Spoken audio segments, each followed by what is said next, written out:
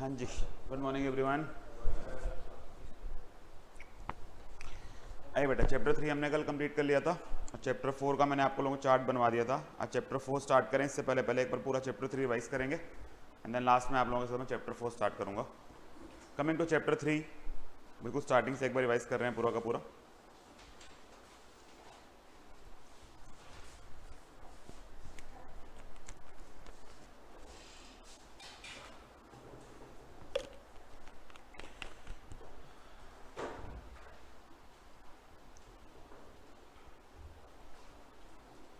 Chapter 3 की हम बात करें, चैप्टर 3 आपका बात करता था regarding strategic analysis internal environment. Chapter 2 में हमने यही सेम टॉपिक पढ़ा था, स्ट्रेटेजिक एनालिसिस एक्सटर्नल एनवायरनमेंट नाम से। अब हम उसके दूसरे पार्ट के ऊपर इंटरनल एनवायरनमेंट की बात कर रहे हैं। तो जब आप स्ट्रेटेजिक एनालिसिस इंटरनल एनवायरनमेंट की बात करते हैं, टोटल टॉपिक को हमने 6 टुकड़ों में डिवाइड किया था। एक हमने इंटरनल एनवायरनमेंट का मीनिंग देखा था, देन एक टॉपिक हमने देखा जो नया डला हुआ हमारे पास सिलेबस के अंदर, दैट इज स्टेक होल्डर्स, जहाँ पे स्टेक होल्डर्स क्या होते हैं, उन्हें आइडेंटिफाई करना, उनका एनालिसिस करना। उसके लिए एक मैट्रिक्स पढ़ी थी हमने, स्टेक होल्डर्स एनालिसिस मैट्रिक्स या मेंडेलोज मैट्रिक्स। देन आए थे इस चैप्टर के ऊपर सबसे लंबे टॉपिक के ऊपर, जहाँ उन्होंने बात की थी किसी ऑर्गेनाइजेशन की जो परफॉर्मेंस है वो 3 या 4 फैक्टर से निकल के आती है, यानी स्ट्रेटेजिक ड्राइवर्स बोलते हैं, यानी कि ये आपकी परफॉर्मेंस को ड्राइव करते हैं।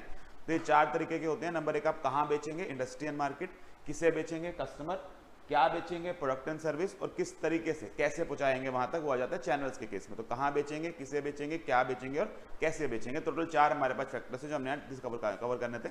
देन सबके बेसिस पे हमने देखा था सर ये सब जज करके ना हम अपने निकालते हैं यूनिक स्ट्रेंथ्स। वो यूनिक स्ट्रेंथ्स को नाम देते हैं कोर कॉम्पिटेंसीज। और लास्ट में अपने जो पिछले चैप्टर में आपने एक्सटर्नल एनवायरनमेंट से थ्रेट और अपॉर्चुनिटीज निकाली थी, यहाँ से जो आपको स्ट्रेंथ और वीकनेस मिली उनकी मैचिंग करके एक कंपैरेटिव एनालिसिस करके एक स्वॉट एनालिसिस किया जाता है। ये सारी मेहनत हम कर क्यों लेते हैं सर? क्योंकि हमें अपने कंप्यूटर के ऊपर एक कॉम्पिटिटिव एडवांटेज चाहिए। कॉम्पिटिटिव एडवांटेज क्या होता है बेटा? जो एक कोर कॉम्पिटेंस से आता है। जितनी अच्छी आपकी कोर कॉम्पिटेंस होगी उतना लंबा आप अपने कंप्यूटर पे एडवांटेज रख पाएंगे। और आपको माइकल पोर्टर ने 3 तरीके बताए थे कि अक्सर कोर कॉम्पिटिशन की या कॉम्पिटिटिव एडवांटेज किस तरीके से लाया जा सकता है। उनको 3 basis of competitive advantage Michael porter बोलते थे। 3 तरीके उन्होंने बताए थे, एक कॉस्ट लीडरशिप, एक डिफरेंशिएशन और एक फोकस। और एक हमने देखा था आजकल के बदलते युग के हिसाब से एक नया, जिसे कहते हैं टेक्निक या कह लीजिए नई टेक्नोलॉजी, नया स्ट्रेटेजी मार्केट के अंदर आई हुई है, उसे बोलते हैं बेस्ट कॉस्ट प्रोवाइडर स्ट्रेटेजी। ठीक है जी, आइए एक बार रिवाइज करते हैं पूरा का पूरा।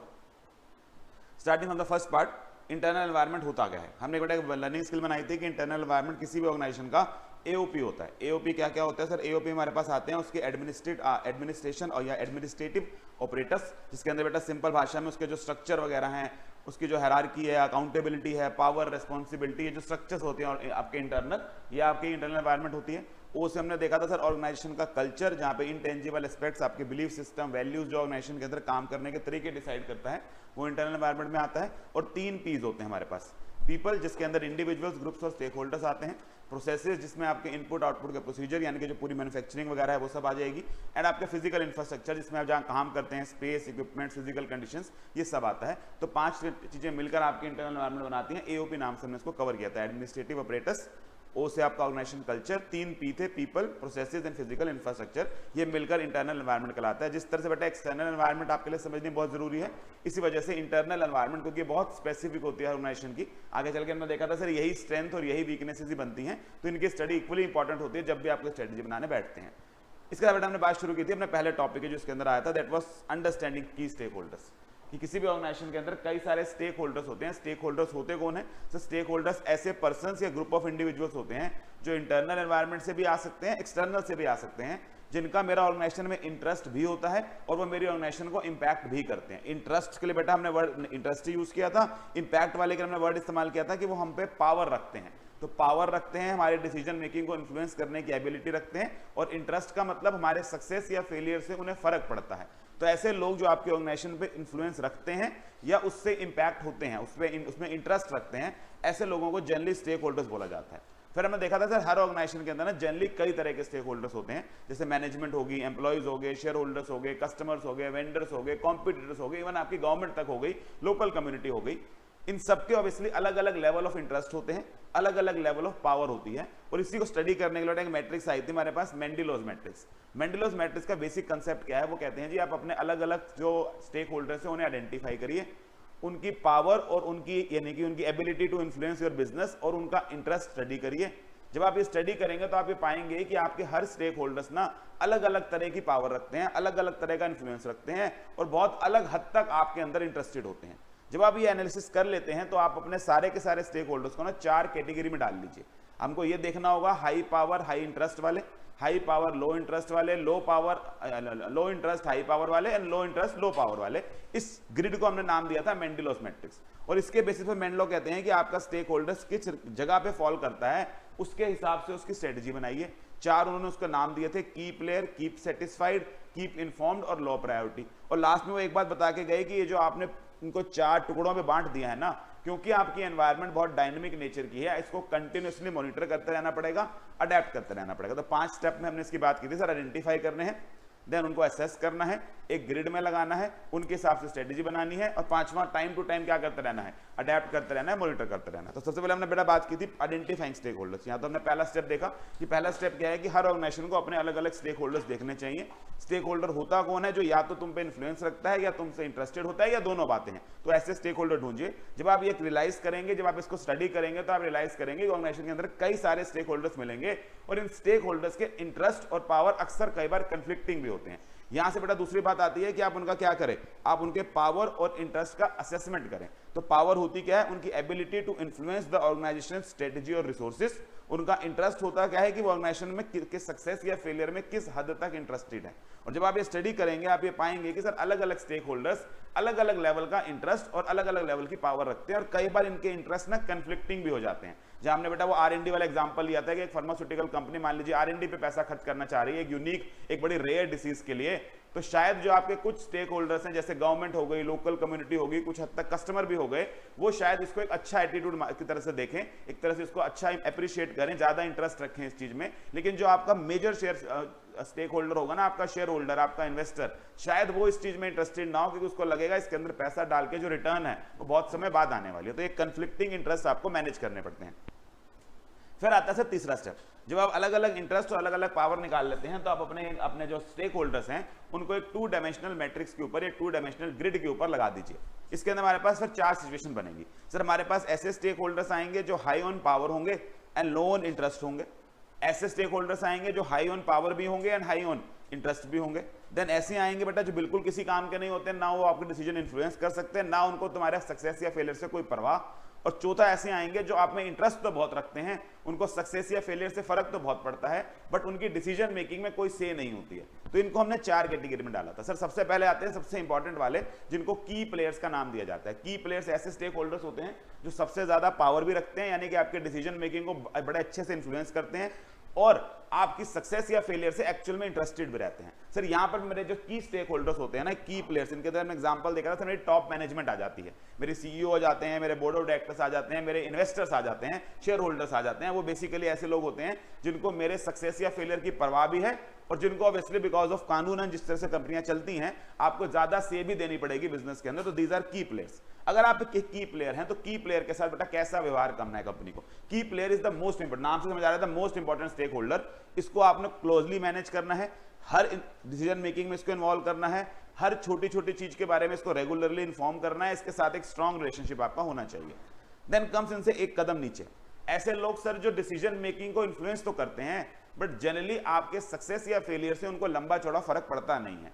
सर ये ऐसे लोग हैं ना जो कई बार ना एक्चुअल में सीधा सीधा डिसीजन मेकिंग में पार्टिसिपेट भी नहीं करते, बट आपको पता होता है ये आपके अच्छे खासे डिसीजन को ना खराब कर सकते हैं, ये उसमें इंटरफेयर कर सकते हैं, उसके अंदर हर्डल डाल सकते हैं। इनको जल्दी बोलते हैं, इसलिए इनको सेटिस्फाइड रखना जरूरी है। इनसे पूछे भले ना, बट कुछ ऐसा मत करिए जो इनको ठीक ना लगे। इसमें बेटा जल्दी आते हैं हमारे पास गवर्नमेंट हमारी, तो आपको पॉलिसी बनाते समय हमेशा बैक में ये चल रहा होता है कि भले गवर्नमेंट डिसीजन मेकिंग में पार्टिसिपेट नहीं करती, हमारे जो डिसीजंस हैं, हमारे जो पॉलिसीज हैं, वो गवर्नमेंट पॉलिसी के खिलाफ नहीं जानी चाहिए। तो आपको इनको कीप इन्फॉर्म सेटिस्फाइड रखना पड़ता है। आपके कस्टमर्स हो गए, आपके कॉम्पिटिटर्स हो गए, आपके फाइनेंसियर्स क्रेडिटर्स हो गए, बैंक्स वगैरह हो गए, ये जनरली इस कैटेगरी अंदर फॉल करते हैं, जिनको हम कीप सेटिस्फाइड कैटेगरी में रखते हैं। देन सर इसके बाद तीसरे नंबर पे आते हैं कीप इन्फॉर्म्ड वाले, जो आपके अंदर डिसीजन मेकिंग में पावर नहीं रखते बट इंटरेस्ट बहुत रखते हैं, यानी कि आपके सक्सेस या फेलियर से इनको सच में इंपैक्ट पड़ता है। इसमें सर जनरली मेरे एम्प्लॉइज आ जाते हैं, मेरे सप्लायर्स, मेरे वेंडर्स आ जाते हैं, क्योंकि उनका बिजनेस काफी हद तक मेरे सक्सेस या फेलियर पे टिका हुआ होता है, बट उनका मेरे डिसीजन मेकिंग में कोई लंबा चौड़ा इन्फ्लुएंस नहीं होता। यहां पर भी बेटा भले ही उनका डिसीजन मेकिंग में कोई इन्फ्लुएंस नहीं होता, इट इज असेंशियल आप उन्हें इन्फॉर्म्ड रखें। जब आप उन्हें इन्फॉर्म्ड रखेंगे ना, तो क्योंकि वो ज्यादा इंटरेस्टेड होते हैं अपने बिजनेस में, उनसे जो फीडबैक्स आएंगे, उनसे जो ओपिनियंस आएंगे, वो आपको अच्छे डिसीजन लेने में हेल्प करेंगे। और चौथा, जिनका बेटा कोई इंटरेस्ट नहीं होता और किसी तरह की कोई पावर भी नहीं रखते, इनको हम लो प्रायोरिटी बोलते हैं। इनको सिर्फ मॉनिटर करना होता है कि आपके अगेंस्ट कुछ नहीं लिख ना रहे हो, आपके किसी काम में रंगा ना डाल पाए, और नीड टू नो बेसिस पे कभी कभी इनसे कम्युनिकेट कर लेना चाहिए, इनसे इंफॉर्मेशन शेयर कर लेनी चाहिए। यहाँ पर जनरली बेटा मीडिया आती है, बिजनेस मैगजीन्स आती हैं, R&D वाले इंस्टीट्यूट्स आते हैं, ये जनरली इस कैटेगरी में आते हैं जहाँ इनको लो प्रायोरिटी बोलते हैं। ये कायदे से बेटा हमने थर्ड स्टेप भी पूरा कर लिया, और चौथा इनके बाद इनको 4 कैटेगरी में डाल लिया, कीप सेटिस्फाइड, की players, low priority and keep informed. आपको ये याद रखना होता है किसके साथ कैसा व्यवहार करना है। एंड लास्टली सर, ये कोई परमानेंट नहीं है। हमने देखा था कि क्योंकि मार्केट चेंज होती रहती है, एनवायरनमेंट बदलती रहती है, तो ये बहुत जरूरी है आप इसको कंटिन्यूअसली मॉनिटर करते रहें। एंड टाइम टू टाइम अगर आपको लगता है कि एक स्टेक होल्डर एक ब्लॉक से मूव करके दूसरे में चला गया है, तो उस हिसाब से उसके प्रति अपना जो वो इंफॉर्मेशन शेयरिंग का एटीट्यूड है, उसकी कंसल्टेशन का जो एटीट्यूड है, उसको चेंज लाइए। जैसे हमने एग्जांपल लिया था बेटा गवर्नमेंट का। गवर्नमेंट जनरली एक लो इंटरेस्ट हाई पावर प्लेयर होती है, बट अगर वो आपको कोई नोटिस दे देती है, आपके अगेंस्ट कोई प्रोसीडिंग स्टार्ट कर देती है, then you will have to consider it as a key player. आप उसको कहां ले आएंगे? आप उसको लो पावर अपना हाई पावर में और हाई इंटरेस्ट में शिफ्ट करेंगे, बिकॉज जब तक वो आपके साथ डील करती रहेगी, वो आपकी पॉलिसीज तब इंपैक्ट करेगी ही करेगी, उसको भी आपके सक्सेस और फेलियर में इंपैक्ट आना शुरू हो जाएगा। दे विल ट्राई डिटरमाइनिंग आपके प्रॉफिट्स क्या हैं, कितना समय आप कमाओगे, बिकॉज उन्होंने आपसे क्या रिकवर करने हैं, टैक्सेस रिकवर करने हैं। तो ये हमारा लास्ट पॉइंट था कि मॉनिटर करिए और क्या करते रहिए, टाइम टू टाइम जरूरत पड़े तो इनको चेंज करते रहिए। वैसे तो सर हमारे बुक के अंदर इसके ना 5 पॉइंट नहीं दिए हुए, लेकिन इन्होंने एक बार एमटीबी में पूछ लिए थे, तो हमने इसके फिर 5 पॉइंट बना लिए। सर सबसे पहले इसमें क्या करना होता है, स्टेक होल्डर्स को आइडेंटिफाई करना होता है, उनकी पावर और इंटरेस्ट को असेस करना है। उसके बाद इन स्टेक होल्डर्स को एक ग्रिड पर डालना है, जहां पे पावर एक एक्सिस पे होगी, इंटरेस्ट और सेकंड एक्सिस पे होगी। यहां आप ग्रिड बना के दिखा देंगे। देन आपको हर क्वाड्रेंट के लिए, हर पर्टिकुलर 4 जो आपके स्क्वायर बने, इनके लिए आपको अलग अलग स्ट्रेटेजीज बनानी है, की player, keep satisfied, keep informed और लो प्रायोरिटी। और टाइम टू टाइम ने क्या करते रहना है, मॉनिटर और अडॉप्ट करते रहना। तो ये 5 पॉइंट है, कंटेंट सारा है, सिर्फ हमने हेडिंग एनालिसिस के ऊपर लगा ली थी। ठीक है जी, पहला टॉपिक खत्म। फिर सर इस चैप्टर का सबसे लंबा टॉपिक जहां हमने बात की थी स्ट्रेटेजिक ड्राइवर्स की।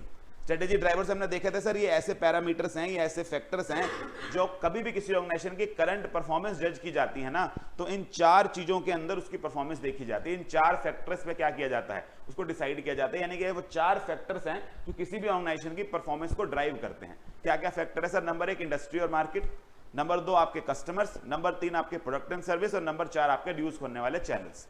इंडस्ट्री में हमने बात की थी बेटा, टोटल 3 टॉपिक है। एक तो इंडस्ट्री और मार्केट वर्ड को डिफाइन किया गया, बिल्कुल बेसिक से डेफिनेशन दी है, और साथ में आपको एक टॉपिक दिया है इसके अंदर स्ट्रेटेजिक ग्रुप मैपिंग। बेसिकली ये इंडस्ट्री और मार्केट एनालिसिस की एक टेक्निक है। ये वर्ड याद रखिएगा बेटा, पेपर में ना कई बार पहचानने के लिए काम आता है कि ये टेक्निक है किस चीज की, इंडस्ट्री और मार्केट एनालिसिस की टेक्निक है। तो इंडस्ट्री और मार्केटिंग एनालिसिस की टेक्निक में कई बार आपको पेपर में पहचानना पड़ता है किसकी बात कर रहा है, तो स्ट्रेटेजिक ग्रुप मैपिंग की बात कर रहा है। करते क्या है सर इसके अंदर हम? इंडस्ट्री क्या होती है सर? इंडस्ट्री बेसिकली क्या होती है, sum total of all the players जो एक तरह के प्रोडक्ट बना रहे होते हैं। तो इंडस्ट्री क्या होती है सर? जब हम देखते हैं कि सिमिलर कंपनीज, जब उनको ग्रुप टुगेदर कर लिया जाता है, वो टुगेदर एक इंडस्ट्री कहलाती है। इसकी हमने एक डेफिनेशन भी लिखी थी सर। इंडस्ट्री ना एक कंसोर्टियम ऑफ फर्म्स होती है जो एक जैसे प्रोडक्ट बनाती है और एक जैसे कस्टमर्स को टारगेट करने की कोशिश करती है। जैसे उन्होंने एग्जांपल दिया था सर, कई सारी कंपनी जैसे मारुति, महिंद्रा, टाटा मोटर, ये सब मिलकर ऑटोमोबाइल इंडस्ट्री कहलाते हैं। ऐसी सर हमारे पास Zara, H&M, Marks Spencer, Pantaloon, ये सब मिलकर अपैरल इंडस्ट्री, एक जैसे कस्टमर्स और एक जैसे प्रोडक्ट बनाने वाले। देन मार्केट क्या होती है सर? मार्केट ना 2 तरह से इस्तेमाल होती है। एक तो मार्केट होती है किसी भी पर्टिकुलर प्रोडक्ट के टोटल बायर और seller, sum total of buyers और सेलर्स को मिलाकर क्या बोला जाता है, मार्केट। जनरली जब हम बोलते हैं किसी प्रोडक्ट की मार्केट बड़ी है, तो मार्केट बड़ी होने का मतलब ही क्या होता है सर? उसमें जो नंबर ऑफ प्लेयर्स हैं और जो बायर्स हैं वो काफी सारे हैं। दूसरा सर, मार्केट इस्तेमाल की जाती है उस प्लेस के कंटेक्स्ट में जहां पर ये बायर्स और सेलर्स आपस में इंटरेक्ट करते हैं। तो ये प्लेस एक फिजिकल शॉपिंग कॉम्प्लेक्स भी हो सकता है, ये प्लेस आज के टाइम पर एक इलेक्ट्रॉनिक मार्केट प्लेस भी हो सकता है, तो उसको हम नाम क्या देते हैं, मार्केट। तो 2 तरह से मार्केट शब्द जो है आपकी किताब के अंदर इस्तेमाल किया गया है। मुझे लगता नहीं है एज सच की डेफिनेशन पूछने वाली है।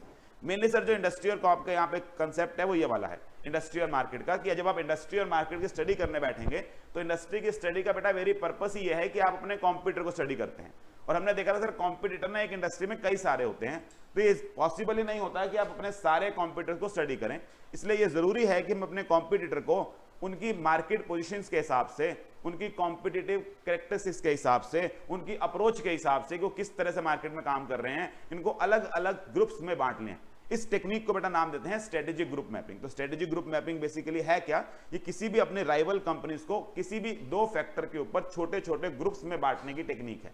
बेसिकली काम किस लिए आती है सर? एक एनालिटिकल टूल है जो आपको अपने कॉम्पिटिटर्स को स्टडी करने में, पहले उनको ग्रुप्स में बांटने में और उनको स्टडी करने में मदद करता है। बेसिकली किस प्रिजम्पशन पे टिका हुआ है कि सर आप क्योंकि सारे कॉम्पिटिटर स्टडी नहीं कर पाएंगे, एग्जामिन नहीं कर पाएंगे, तो ये जरूरी है कि आप ऐसी फर्म्स जो आप जैसी कॉम्पिटिटिव अप्रोच रखती हो, आप जैसी पोजिशनिंग रखती हो मार्केट के अंदर, उसको ही स्टडी करें। इसके लिए हम करते क्या हैं सर, हम अपने कॉम्पिटिटर्स को ना अलग अलग फैक्टर्स के ऊपर कोई भी 2 फैक्टर उठा लेते हैं, जैसे उनका प्रोडक्ट, उनका या कि उनका प्राइस, उनका डिस्ट्रीब्यूशन नेटवर्क, उनका ब्रांड वैल्यू, कोई भी उनका एक तरह से मान के चले बेटा कितनी ज्यादा वो टेक्नोलॉजिकल एडवांसमेंट रखते हैं, किसी भी 2 फैक्टर्स के ऊपर आप अपने अलग अलग कॉम्पिटिटर्स को एक 2 डायमेंशनल ग्राफ पे प्लॉट करते हैं। फिर आप देखते हैं कि उनमें से जो कॉम्पिटिटर्स एक ही जगह इकट्ठे फॉल कर रहे होते हैं उन्हें एक ग्रुप मान लेते हैं। फिर उस ग्रुप के ऊपर एक तीसरा डायमेंशन इंट्रोड्यूस करते हैं। उस ग्रुप के ऊपर बेटा जो सर्कल है वो उस साइज से ड्रॉ किया जाता है जो उन सब के मार्केट शेयर के बराबर हो। तो हमने देखा जी एक्सट्रीम केसेस ऑर्गेनाइजेशन में ऐसी आएंगी कि जब आप अपने कॉम्पिटिटर्स को स्टडी करने बैठेंगे ना, आप रियलाइज करेंगे कि वो सब एक ही स्ट्रेटेजिक ग्रुप में फॉल कर जाते हैं। बेटा ऐसी इंडस्ट्री में ना कंपटीशन बहुत सीवियर दिखने वाला है, जहां आपको समझ आएगा कि सब एक जैसे ही हैं, सबकी एक ही अप्रोच है, सब एक ही तरह से काम कर रहे हैं, तो आपको समझ आएगा बिल्कुल कस्टमर के लड़ मर जाते होंगे। और दूसरी एक अप्रोच ऐसी आएगी जहां शायद आपको लगेगा जितने कॉम्पिटिटर है ना सब एक दूसरे से अलग ही हैं, सब किसी को किसी भी 2 क्राइटेरिया पे क्या नहीं किया जा सकता, क्लब नहीं किया जा सकता। ऐसी इंडस्ट्रीज जनरली अच्छी होती हैं जहां नो डाउट स्टार्टिंग में मेहनत करनी पड़ेगी आपको स्टडी करने के लिए, बट क्योंकि हर कॉम्पिटिटर अलग है, प्रोडक्ट डिफरेंशिएशन होगी, एक दूसरे से अलग डील करते होंगे, तो आपस में राइवलरी क्या हो जाएगी, घट जाएगी। तो हमने कहा जी अक्सर ऐसी इंडस्ट्रीज भी मिलेंगी जहां सारे कॉम्पिटिटर एक सिंगल ग्रुप में समा जाए, ऐसी भी मिलेंगी जहां पर आपको दिखाई देगा कि सारे कॉम्पिटिटर अलग अलग फॉल करते हैं, कोई 2 एक दूसरे से एक जैसे नहीं है। जनरली जो बीच वाली इंडस्ट्रीज होती हैं सर, वहां ऐसा होता है कि अक्सर बहुत सारे कॉम्पिटिटर्स को कुछ छोटे छोटे ग्रुप्स के अंदर बांटा जा सकता होता है। मेनली सर ये बताने के बाद ना हमारे पास जनरली क्वेश्चन तो ये आता है कि हमें बनाना कैसे है स्ट्रेटेजिक ग्रुप। सर 4 स्टेप में बनता है।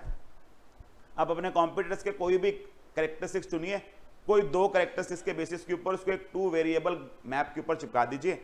अलग अलग जो इकट्ठे बेटा एक ही एरिया में फॉल कर रहे हैं उनका एक ग्रुप बना लीजिए, और उन ग्रुप के ऊपर जो सर्कल्स ड्रॉ करने हैं वो इस बेसिस पे करिए कि उनका टोटल सेल्स रेवेन्यू है, जो उनका टोटल मार्केट शेयर है वो कितना है। यानी कि जितना बड़ा बेटा आप उसके ऊपर सर्कल ड्रॉ करेंगे वो ये डिपिक्ट कर रहा होगा कि मार्केट का एक मेजर चंक इस ग्रुप के पास है। इसका हमने एक एग्जांपल भी बनाया था बेटा, वो मारुति वाला एग्जांपल लेके, जहां पर हमने क्या किए थे, 2 एलिमेंट उठा लिए थे, एक साइड पर प्राइस और दूसरे साइड पर डिस्ट्रीब्यूशन नेटवर्क, और सारे प्लेयर्स को अलग अलग ग्रुप कर उनके ऊपर सर्कल्स ड्रॉ करने की कोशिश की थी कि कौन से ग्रुप में कौन कौन आता है, यानी कि लो डिस्ट्रीब्यूशन नेटवर्क और हाई प्राइस वाले, एंड देन ऐसे जिनका डिस्ट्रीब्यूशन नेटवर्क बहुत ज्यादा है लेकिन गाड़ियां वो सस्ती बेचते हैं, और उनके मार्केट शेयर के बेसिस के ऊपर उनके ऊपर सर्कल ड्रॉ किए थे। ये हमारे पास स्ट्रेटेजिक ग्रुप मैपिंग की टेक्निक थी। अच्छा क्वेश्चन है, पेपर में कई बार आ जाता है 5 नंबर तक का। Then sir second strategy factor, जिसके अंदर हमें 3 क्वेश्चन मेन कवर करने थे। सर हम किसको बेचेंगे, कस्टमर्स।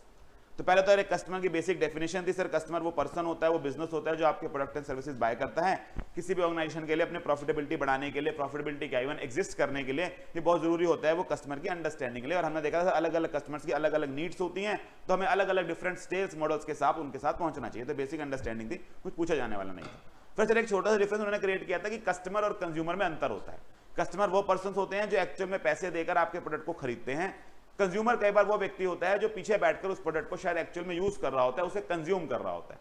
ज्यादातर तो ये एक भी हो सकते हैं कि जो पर्सन खरीद रहा है, जो पैसा दे रहा है, वही अपने लिए ले रहा है, बट अगर ये अलग अलग हैं तो एज मार्केटर मुझे थोड़ी सी अपनी स्ट्रेटेजी बदलनी पड़ती है। मुझे ये देखना पड़ता है कि कई सारे एलिमेंट्स, कई सारे फैक्टर्स कस्टमर को ध्यान में रखकर तय किए जाते हैं, जैसे easy availability, distribution network, product का डिजाइन, उसकी प्राइसिंग, ये सब जल्दी कस्टमर को देखकर दिमाग में रखा जाएगा।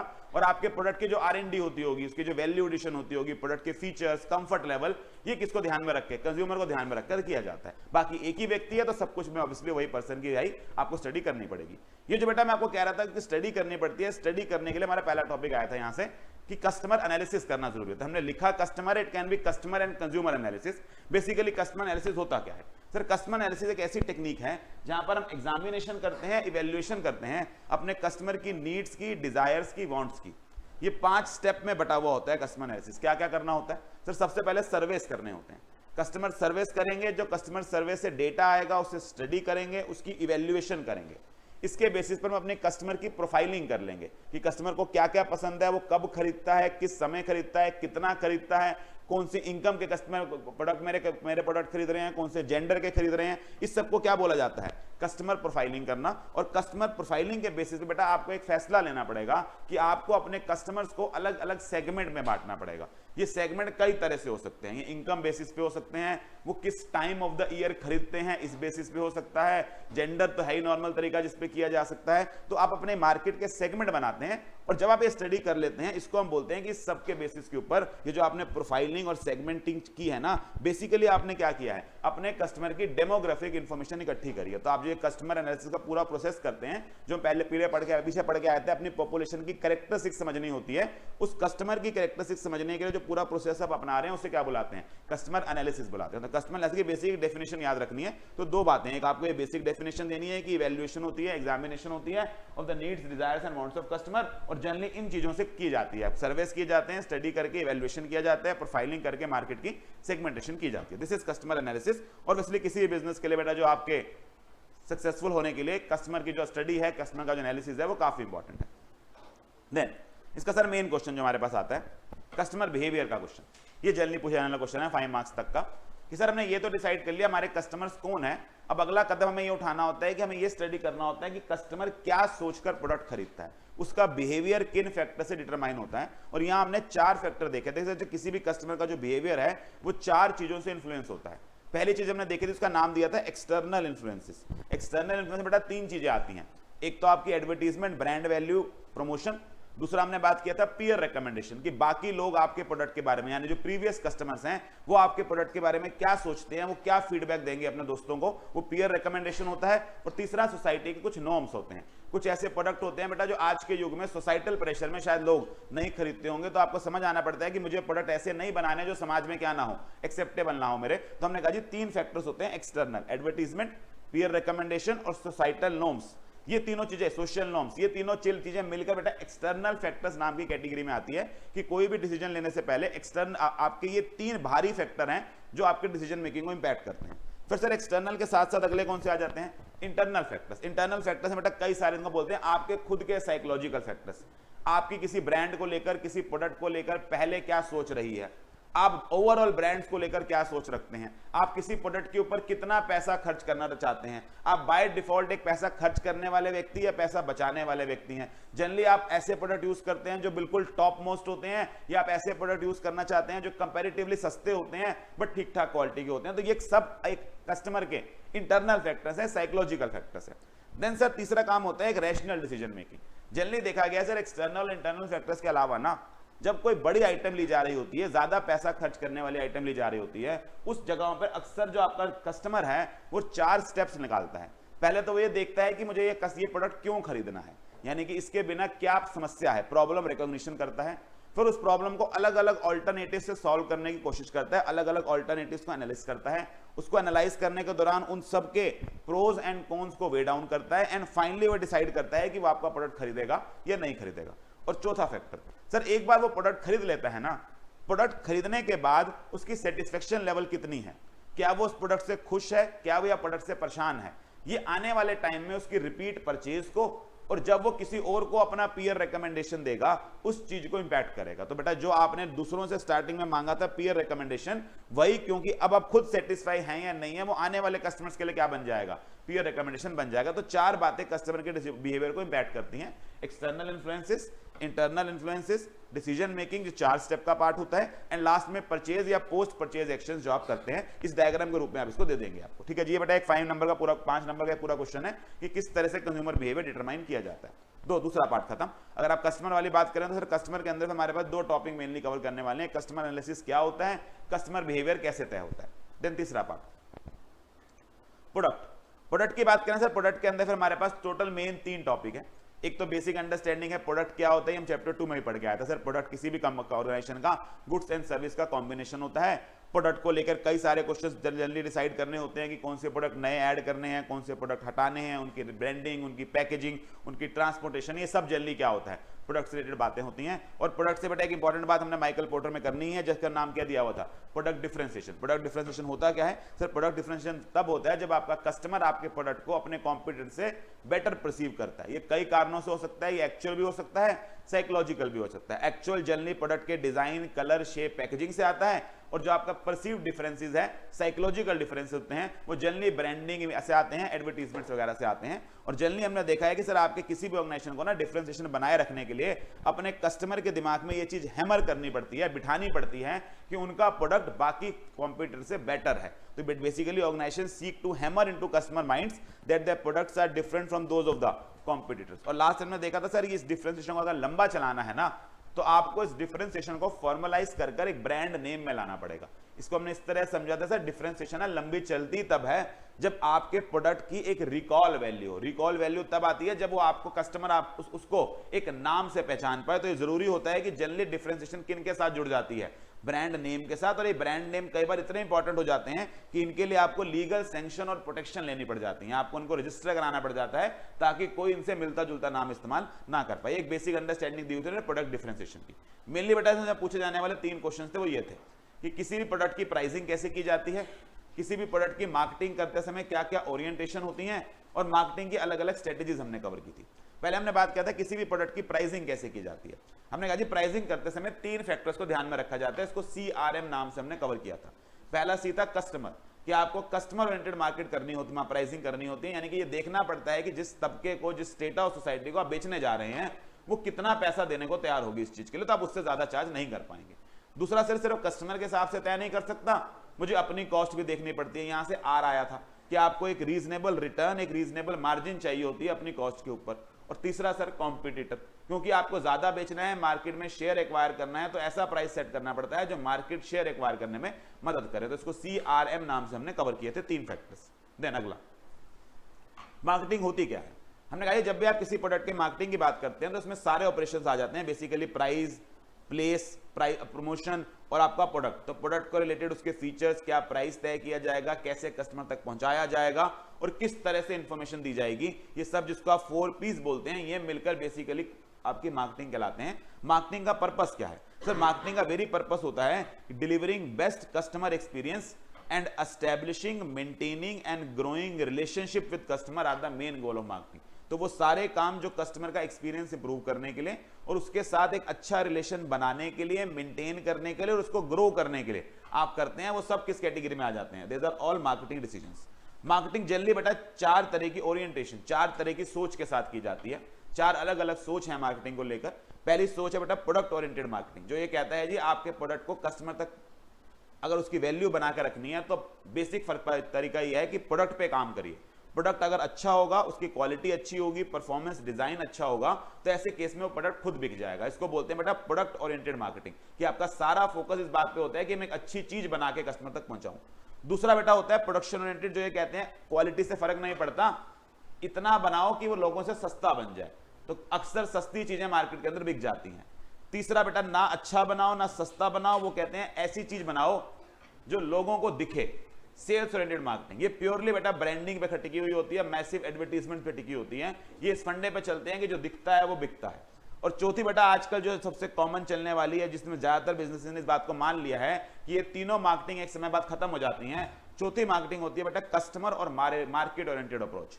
आपको वो बेचना पड़ता है, वैसे बेचना पड़ता है, उस प्राइस पे बेचना पड़ता है जिसको कस्टमर वैल्यू करता है। तो बेसिकली आपको दिमाग में करना क्या है कि सर मुझे ऐसे प्रोडक्ट बनाने हैं, मुझे उसकी ऐसी ब्रांडिंग करनी है कि मेरा अल्टीमेट ऑब्जेक्टिव ये होना चाहिए कि कस्टमर मेरे प्रोडक्ट को वैल्यू करे। अगर कस्टमर आपके प्रोडक्ट से सेटिस्फेक्शन लेता है, वैल्यू लेता है, तो बाकी तीनों मार्केटिंग उसके आगे फेल हो जाती हैं। आप फिर एडवर्टीजमेंट करें या ना करें, प्राइस जितना मर्जी चार्ज करें, क्वालिटी कंप्यूटर से 19-21 भी हो, अगर वो आपके प्रोडक्ट को वैल्यू देता है तो ऐसा कस्टमर जल्दी आपके प्रोडक्ट को खरीदता है। और जल्दी मैं देखा था सर ये वाली मार्केटिंग ना सर्विस सेक्टर में ज्यादा चलती है, जब वैसी प्रोडक्ट डिफरेंशिएशन कोई खास लंबी चौड़ी नहीं होती, ज्यादा एडवर्टीजमेंट नहीं हो सकती है, तो कस्टमर जब आपके पास आता है, इफ ही इज सेटिस्फाइड, वो वैल्यू उसको लगता है मुझे वैल्यू मिली है, तो ऐसे केस में कस्टमर को आपको दोबारा एडवर्टाइज करने की जरूरत नहीं पड़ती है। ये हमने 4 तरीके देखे थे। सर जर्निंग आपके जो ओरिएंटेशन है वो क्या रहता है? एक प्रोडक्ट ओरिएंटेड रहता है, एक प्रोडक्शन रहता है, सेल्स रहता है एंड कस्टमर एंड मार्केट। अच्छा क्वेश्चन है, पेपर के अंदर 5 नंबर के लिए पूछा जा सकता है कि मार्केटिंग क्या होती है और मार्केटिंग के अलग अलग ओरिएंटेशंस बताइए।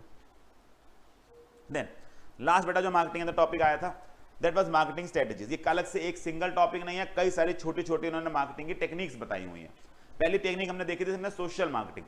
सोशल मार्केटिंग सर एक ऐसी मार्केटिंग है जहां पर आपका पूरा का पूरा जो ऑब्जेक्टिव होता है वो कोई प्रोडक्ट बेचना, कोई सर्विस बेचना नहीं होता, वो किसी सोशल आइडिया की एक्सेप्टेबिलिटी बढ़ाना होता है, वो किसी सोशल आइडिया को प्रोपोगेट करना होता है, उसे फैलाना होता है। अब इस सोशल आइडिया बेटा कई तरह के हो सकते हैं, जहां पर आपने देखा स्वच्छ भारत अभियान की एड्स देखी थी हमने सर, उसके अंदर अपना जो पोल्यूशन रोकने के लिए काम करने के लिए एड्स आती हैं। उसके अलावा आप समझे सर, ये स्मोकिंग को प्रोहिबिट करने के लिए ऐड आती हैं, हेल्दी लाइफस्टाइल जीने के लिए आती हैं, दुनिया जमाने के जो आप ये कर रहे हैं ना, ये सब क्या है? ये सोशल मार्केटिंग है। बिकॉज आप कोई प्रोडक्ट नहीं बेच रहे हैं, आप एक मैसेज कम्युनिकेट कर रहे हैं, एक सोशल मैसेज को प्रमोट करना चाहते हैं, इसको सोशल मार्केटिंग बोलते हैं। नंबर 2 सर ऑगमेंटेड मार्केटिंग, ये एक अलग तरह की मार्केटिंग है जहां बेटा आप अपने मेन प्रोडक्ट की ऐड ही नहीं करते हैं, आप अपने कोर प्रोडक्ट, एक्चुअल प्रोडक्ट के आसपास जो उसके कॉम्प्लीमेंट्री प्रोडक्ट्स हैं, उसके साथ जो एडिशनल सर्विसेज चाहिए होती हैं, जिनको हम वैल्यू एडिटेड सर्विसेज भी बोलते हैं, जो उस कस्टमर की उस प्रोडक्ट को यूज करने की सेटिस्फेक्शन बढ़ा देते हैं, आप जनरली उन प्रोडक्ट्स पे फोकस करते हैं। तो आप जनरली देखते हैं बेटा एक्सटेंडेड वारंटी देना, एक मोबाइल के रिचार्ज के साथ नेटफ्लिक्स फ्री दे देना, अलग अलग फास्ट टैग फ्री दे देना, कोई स्विगी का कूपन दे देना, ऐसी बेटा पुराने जमाने में डिश टीवी वगैरह के साथ मूवी ऑन डिमांड की 4-5 मूवीज फ्री अवेलेबल करा देना। This are all value added, या कह लीजिए वैल्यू एडिड सर्विसेज, इनको ऑगमेंटेड मार्केटिंग बोलते हैं। तो ऑगमेंटेड मार्केटिंग में प्राइमरी प्रोडक्ट पे फोकस करने की बजाय आप उसका कंफर्ट लेवल बढ़ाने के लिए उसको एक पूरा पैकेज बनाते हैं और उसके साथ एडिशनल सर्विसेज बेचने की कोशिश करते हैं। इस तरह की मार्केटिंग को ऑगमेंटेड मार्केटिंग बोलते हैं। नंबर 3 डायरेक्ट मार्केटिंग, जहां सर बीच के सारे इंटरमीडिएट हटा दिए जाते हैं, ऐसे मीडियम चुने जाते हैं कि आप डायरेक्ट अपने कस्टमर से क्या करें, कम्युनिकेट करें। इसमें ऑनलाइन आ जाता है, टेली कम्युनिकेशन आ जाता है, टेलीकॉम के थ्रू जो टेली मार्केटिंग होती है, टीवी चैनल्स के थ्रू जो एडवर्टीजमेंट होती है, या डायरेक्ट वेबसाइट से ऑर्डर जो लिए जाते हैं, वो सब किसके अंदर आते हैं? This are direct marketing. Then number 4 relation marketing, sir इसको एक वर्ड याद रखना है, ये एक वैल्यू लेडन रिलेशनशिप के ऊपर फोकस करती है कि आपका जो रिलेशनशिप है उसके साथ वैल्यू जोड़ दो, उसमें से वैल्यू निकल के आ रही होनी चाहिए, वैल्यू से भरा हुआ होना चाहिए। वैल्यू लेडन का मतलब क्या होता है? वैल्यू से भरा हुआ। तो बेसिकली ये स्ट्रेटजी इस पर टिकती है कि आप अपने पुराने कस्टमर्स को जो आपके साथ ऑलरेडी टिके हुए हैं, उनको उस रिलेशनशिप जो आपके साथ बना के बैठे हैं उसको रिकॉग्नाइज करते हुए आप उनको बाकियों से कुछ अलग देने की बात करते हैं। तो जब आप अपने कस्टमर को यह एहसास कराते हैं कि क्योंकि तुम मेरे पुराने कस्टमर हो, you are more valuable to me than my new customer, और उसको कोई नया बेनिफिट देने के लिए बात करते हैं, उसको कोई एक्स्ट्रा प्रिविलेज देने की बात करते हैं, इस तरह की स्ट्रेटजी को अक्सर क्या बुलाया जाता है? रिलेशनशिप। इसका पर्पस शायद बेटा नए कस्टमर अट्रैक्ट करना नहीं होता, इसका पर्पस शायद ये होता है कि पुराना कस्टमर कभी छोड़ के ना जाए। तो क्योंकि आपको लगता है कि ये ना हो मैं नए लेने के चक्कर में पुराने को क्या कर दूं, भगा दूं, तो पुरानों को वो इज्जत दी जाती है, उनको वो रिस्पेक्ट मिलती है, वो एक वैल्यू दिखाई जाती है, जिसमें उनको बाकियों के मुकाबले शायद कुछ एक्स्ट्रा डिस्काउंट्स मिलते हैं, शायद उनको कुछ एक्स्ट्रा प्रिविलेजेस मिलते हैं। जैसे हमने एयरलाइन में लाउंजेस की बात की थी, बेटा होटल्स में आप हो तो आपको फ्री में रूम अपग्रेड मिल जाता है, ब्रेकफास्ट लंच वगैरह वो बिना पैसे के बीच में इंक्लूड कर देते हैं। ये इस तरह की बातें जो की जाती हैं, इनको क्या बोला जाता है? दिस आर रिलेशनशिप मार्केटिंग, कि आपको ये दिखाया जाता है कि आप हमारे पुराने कस्टमर हो, प्रीमियम मेंबर हो, तो इस केस के अंदर हम आपको क्या देंगे? एक्स्ट्रा में बेनिफिट देंगे। This is relationship marketing. Then 5वां क्या था? Service marketing. सिंपल बात जैसे सर गुड्स बिकते हैं, अगर आप कुछ इनटेंजिबल्स में डील करते हैं, बैंकिंग में, इंश्योरेंस में, एजुकेशन में, अगर इस तरह के सर्विसेज की ऐड करते हैं तो इनको सर्विस मार्केटिंग का नाम दिया जाता है।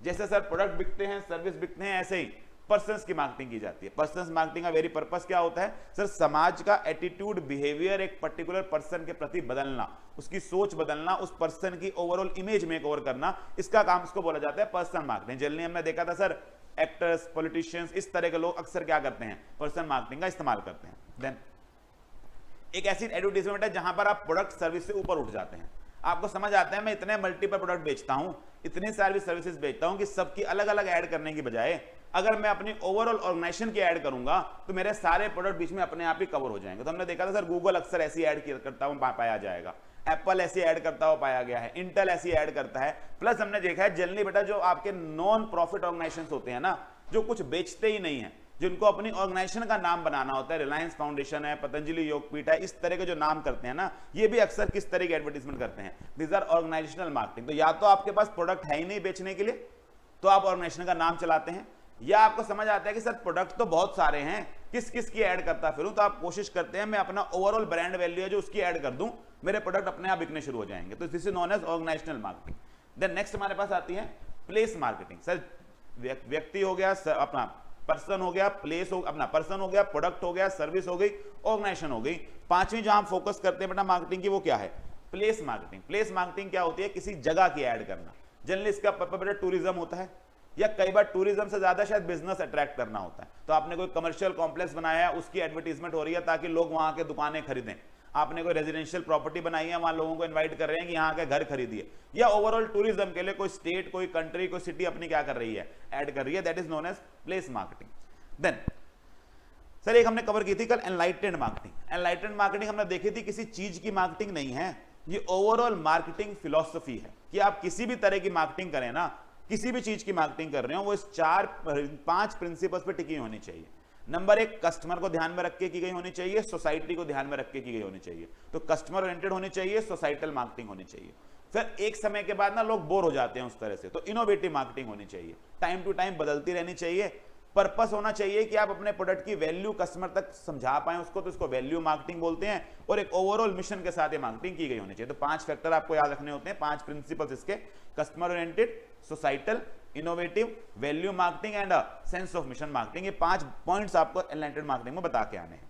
देन जो ज्यादा पूछे जाने वाले बेटा 2-3 रहनी चाहिए, डिफरेंशियल मार्केटिंग। डिफरेंशियल मार्केटिंग वो होती है बेटा जहां आप अपने कस्टमर्स को पहले अलग अलग डिफरेंट सेगमेंट्स में बांट लेते हैं, डिफरेंट मार्केट सेगमेंट। जो भी आप पीछे पड़ के आएगी प्रोफाइलिंग के बाद आपको समझ आएगा कि मार्केट को कई टुकड़ों में बांटा जा सकता है, और उन टुकड़ों के लिए फिर अलग अलग मार्केटिंग अप्रोच डिसाइड करते हैं। जहां हमने एचयूएल का एग्जांपल लिया था कि सर वो अपने सोप को इनकम ग्रुप ऑफ कस्टमर्स के हिसाब से बांट लेता है, कुछ प्रोडक्ट को वो प्रीमियम कर बेचता है, कुछ को वो मास का प्रोडक्ट बना के बेचता है, और दोनों का जो ओवरऑल मार्केटिंग कैंपेन है वो कैंपेन अलग तरह से डिजाइन किया जाता है। इसको बोलते हैं बेटा क्या बोलना, डिफरेंशियल मार्केटिंग, जहां आप ये खुद मानते हैं कि मेरी मार्केट के अंदर अलग अलग तरह के कस्टमर्स हैं, उनको अलग अलग सेगमेंट में बांटकर उनके लिए अलग अलग मार्केटिंग करने की आवश्यकता है। देन काफी पूछे जाने वाली 2, synchro marketing and D marketing, दोनों आपस में रिलेटेड है। सिंक्रो मार्केटिंग क्या होता है सर, ये जल्दी तब होता है जब आपको लगता है कि किसी सीजन में, किसी पार्ट ऑफ द डे में, किसी पार्ट ऑफ द आवर में मुझे डिमांड बाकियों से कम दिख रही होती है, तो मैं ऐसी स्ट्रेटेजी अडॉप्ट करना चाहता हूं कि मेरी ओवर कैपेसिटी वाले टाइम से डिमांड को शिफ्ट कर कर उसको सिंक कर कर यूनिफॉर्म किया जा सके उन जगहों पर जहां मेरी डिमांड कम है।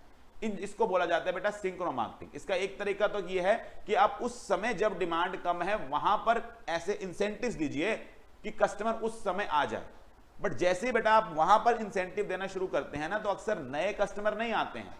अक्सर देखा गया है वो ओवर क्राउडेड वाले टाइम से, आपके पीक वाले टाइम से कुछ कस्टमर टूट के उस समय आ जाते हैं जब वो आपका नॉन पीक चल रहा होता है, तो जनरली इसको बोला जाता है, इसको सिंक्रो करना बोलते हैं। लेकिन सिंक्रो में क्योंकि आप अपनी कुछ डिमांड पीक समय वाली डिसइंसेंटिवाइज करते हैं, उसको शिफ्ट करने की कोशिश करते हैं, उस समय की डिमांड कम करने की कोशिश करते हैं, तो synchro marketing involves in itself a D marketing. D marketing basically क्या होता है बेटा, अपने प्रोडक्ट की डिमांड खत्म नहीं करना होता है, आप कोशिश करते हैं कि वो डिमांड शिफ्ट होकर एक ऐसे समय में चले जाए जब मैं उस डिमांड को बेहतर तरीके से मीट कर सकता हूं, इसको बोलते हैं डी मार्केटिंग। इसमें कई बार एक तरीका है बेटा सिंक्रो में उस समय डिस्काउंट देना जब आपकी डिमांड कम है। डी मार्केटिंग ना उल्टा है, आप उस समय डिस्काउंट नहीं देते, आप जानबूझ के पीक टाइम में अपने प्राइसेस बढ़ा देते हैं, आप पीक टाइम में अपने क्या कर देते हैं, डिसइंसेंटिवाइज करते हैं, तभी लोग उसको डी मार्केटिंग बोलते हैं। आप ये नहीं कह रहे कि सुबह आना सस्ता दूंगा, आप शायद सुबह वही प्राइस रखते हो, नॉर्मल टाइम वही रखते हो, शाम को प्रीमियम हो जाते हो, तो आप जब शाम को प्रीमियम होते हो अपने आप कस्टमर क्या करने की कोशिश करता है, जो उस चीज को उतनी वैल्यू देता है वो तभी आता है, और इसको इसलिए कई बार क्या बोलते हैं, आप बाकियों को भगाने की कोशिश कर रहे हो, और आपका बेटा जो अल्टीमेटली बिजनेसमैन है वो समझता है हाँ कुछ भाग जाएंगे और कुछ शायद शिफ्ट होके कहां चले जाएंगे, वो बाद में आ जाएंगे, किसी और टाइम पे आ जाएंगे, इसको क्या नाम दिया जाता है, डी मार्केटिंग। तो डी मार्केटिंग में वर्ड होता है it is a strategy to reduce the demand temporarily, sometimes even permanently, but the aim is not to destroy the demand but to reduce और शिफ्ट इट। अगर आपको समझ आता है मेरे पास लिमिटेड कैपेसिटी है, मैं सबकी डिमांड इस समय मीट नहीं कर पाऊंगा, तो आप उनकी मीट करना चाहते हैं जो उसके लिए ज्यादा पैसे देना चाहते होते हैं। और एक लास्ट हमने कवर की थी कंसंट्रेटेड। सर कंसंट्रेटेड से नाम ही समझ आता है कि अगर आपकी ओवरऑल स्ट्रेटेजी एक कंसंट्रेटेड मार्केट में जाने की है, जिसको नीश मार्केटिंग बोलते हैं, फोकस मार्केट बोलते हैं, तो जब एक छोटे एरिया में जाकर एक लिमिटेड से कस्टमर के लिए मार्केटिंग की जाती है, उन्हीं को टारगेट किया जाता है। मान लीजिए आप एक प्रोडक्ट ही ऐसा बनाते हैं बेटा सिर्फ डॉक्टर्स खरीदते हैं, आप कोई ऐसा प्रोडक्ट बनाते हैं जो सिर्फ एक पर्टिकुलर सेगमेंट ऑफ सोसाइटी ही खरीद पाएगी, तो उनको टारगेट करते हुए जो ऐड बनाई जाती है उसको क्या बुलाया जाता है, that is known as a niche market और अ कंसंट्रेटेड मार्केटिंग। ये आपकी अलग अलग टेक्निक्स हैं और इसलिए सारी नहीं आती हैं, नाम लिख के आती हैं पेपर के अंदर कि आपको कौन सी वाली इसके अंदर बतानी है, तो 2-2 नंबर तक के लिए डेफिनेशन आपको उसकी याद होनी चाहिए। और सर ड्राइवर्स में आखिरी हमने ये देखा कहां बेचना है, हमें ये देखना, हमें ये देखा किसे बेचना है, हमने ये देख लिया सर प्रैक्टिकली क्या बेच रहे हैं, प्रोडक्ट वाली बात भी कंप्लीट कर ली। अब हम आ रहे हैं लास्ट बात के ऊपर, कैसे बेचना है। कैसे बेचना है, इज ऑल अबाउट चैनल्स। बेटा चैनल्स का सिंपल वर्ड ही क्या होता है, ये डिस्ट्रीब्यूशन सिस्टम्स हैं जिसके थ्रू ऑर्गेनाइजेशन अपने प्रोडक्ट और सर्विस को कस्टमर तक पहुंचाती है। ये आपके वो मार्केटिंग के 4P में वो प्लेस वाली बात है कि आपको प्रोडक्ट वहां तक पहुंचाना भी तो है। यहाँ हमने देखा था सर अलग अलग तरह के चैनल्स होते हैं, अलग अलग ब्रांड अलग अलग तरीके के चैनल्स यूज करते हैं। हमने लैक्मे का एग्जांपल लिया था सर, वो हर तरह का चैनल लगभग यूज करता है। वो नॉर्मल रिटेल स्टोर से ट्रेडिशनल होलसेलर रिटेलर वाला चैनल फॉलो करता है। आजकल के बेटा जो इंटरमीडिएट शॉप्स आ गए हैं, जो बड़े बड़े मॉल में दुकानें खोल के बैठे हुए हैं, नाइका हो गया, वेस्ट साइड हो गया, ट्रेंड, इनके थ्रू बेचता है। देन सर ये डायरेक्ट आपका ये ऑनलाइन फ्लिपकार्ट नाइका थ्रू बेचता है, इवन अपनी वेबसाइट से डायरेक्ट मार्केटिंग भी करने की कोशिश करता है। तो अलग डिपेंडिंग अपॉन आपका किस तरह का कस्टमर बेस है, आपको अलग अलग चैनल्स चुनने पड़ते हैं। सर चैनल्स का चुनाव जरूरी क्यों है, why is channel analysis important? Channel analysis बेटा दो कारणों से इंपॉर्टेंट है। नंबर एक, हमने देखा था, कल भी हमने बात की थी कि अगर आप मार्केट डेवलपमेंट की तरफ जाना चाहते हैं, आप नई मार्केट में जाकर ग्रोथ करना चाहते हैं, वहां पर जो प्राइमरी फोकस होगा वो होगा ही किस चीज के ऊपर, क्योंकि प्रोडक्ट तो सेम है। नए प्रोडक्ट को एक नए तबके के पास पहुंचाने के लिए, एक नए सेगमेंट ऑफ सोसाइटी के पास जाने के लिए शायद आपको एक नए डिस्ट्रीब्यूशन चैनल को टैप इन करना पड़ता है। आपको रियलाइज होता है कि शायद मेरा product brick and mortar normal दुकानों पर ज्यादा बिकने लगता है, शायद मैं ऑनलाइन उतनी प्रेजेंस नहीं रखता, बड़े बड़े मॉल में मैं नहीं मिलता। तो जब आप अपने एक नए सेगमेंट को टारगेट करते हैं तो ग्रोथ करने के लिए the wider and stronger the channel is, generally business अपने कॉम्पिटिटर के मुकाबले ज्यादा ग्रो कर जाता है।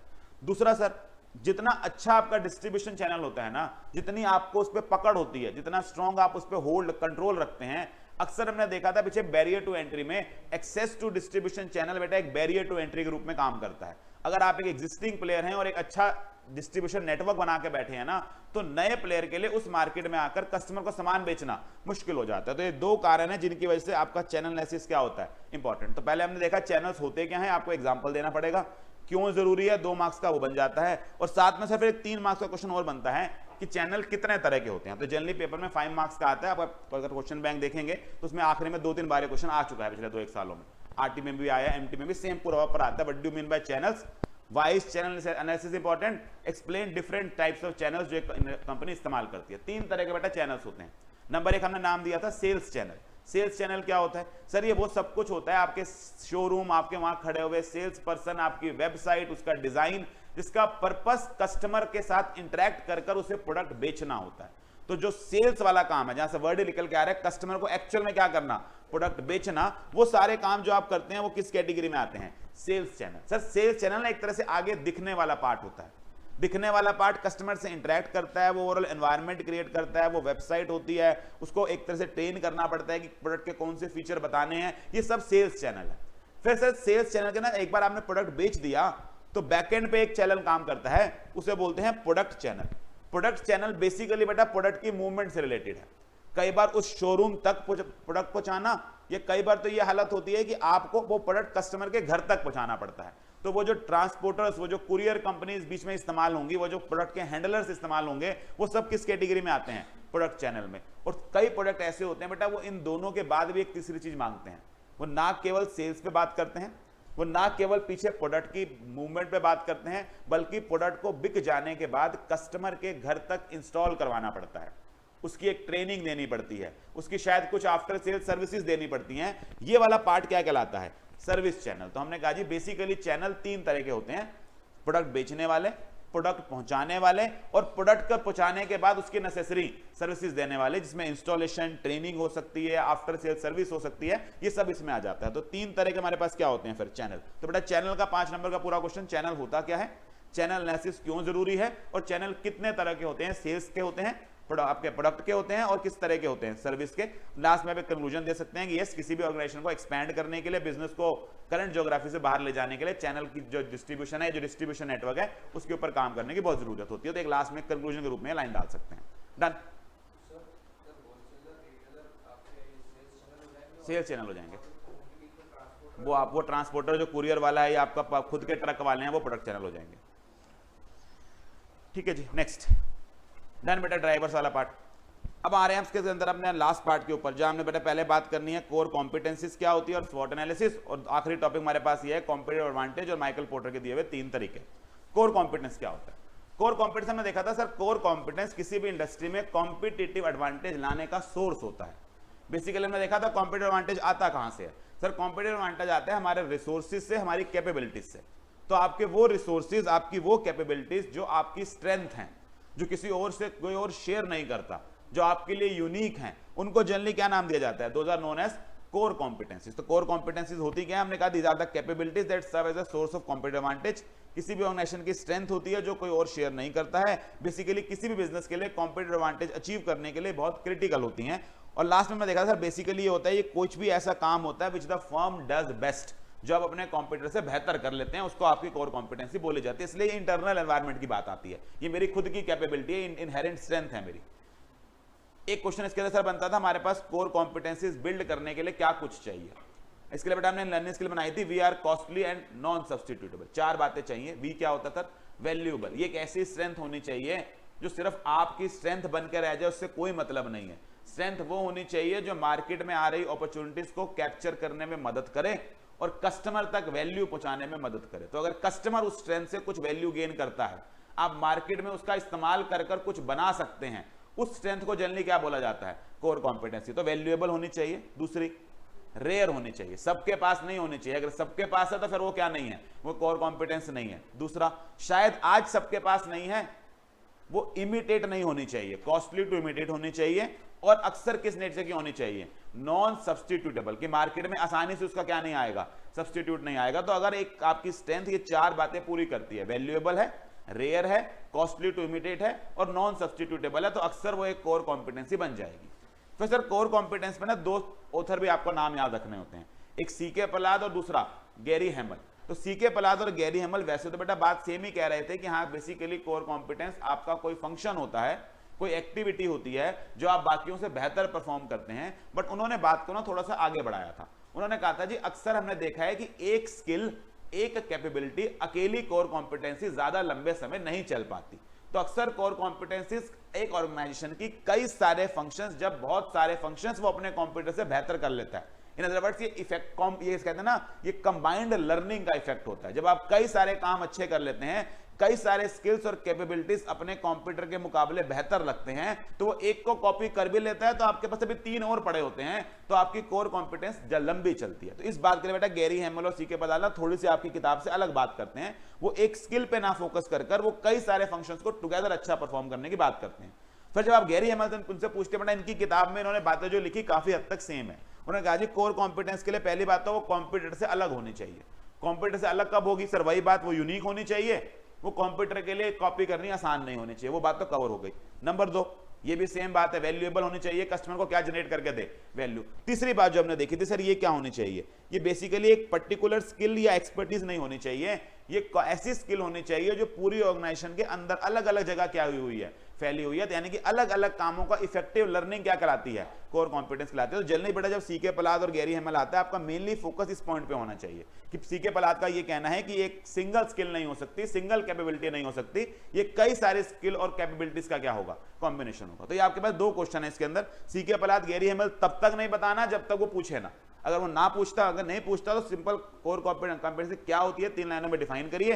नीचे उसके हमारे पास क्या है? 4 कैरेक्टरिस्टिक्स हैं, इतने में निपटा दीजिए। अगर वो बकायदा पूछता है या कहीं से हिंट देता है, मान लीजिए बेटा सीके पलाद वाली लाइन को लिख के दे देता है कि ये सिंगल स्किल नहीं होती, अक्सर कॉम्बिनेशन ऑफ स्किल्स होती है, एक्सप्लेन करिए, तो फिर वो इनडायरेक्टली आपसे क्या पूछ रहा है कि सीके पलाद के हिसाब से 3 कैरेक्टरिस्टिक्स बता दीजिए। ठीक है, जो 2 क्वेश्चन इसके अंदर निकल के आते हैं।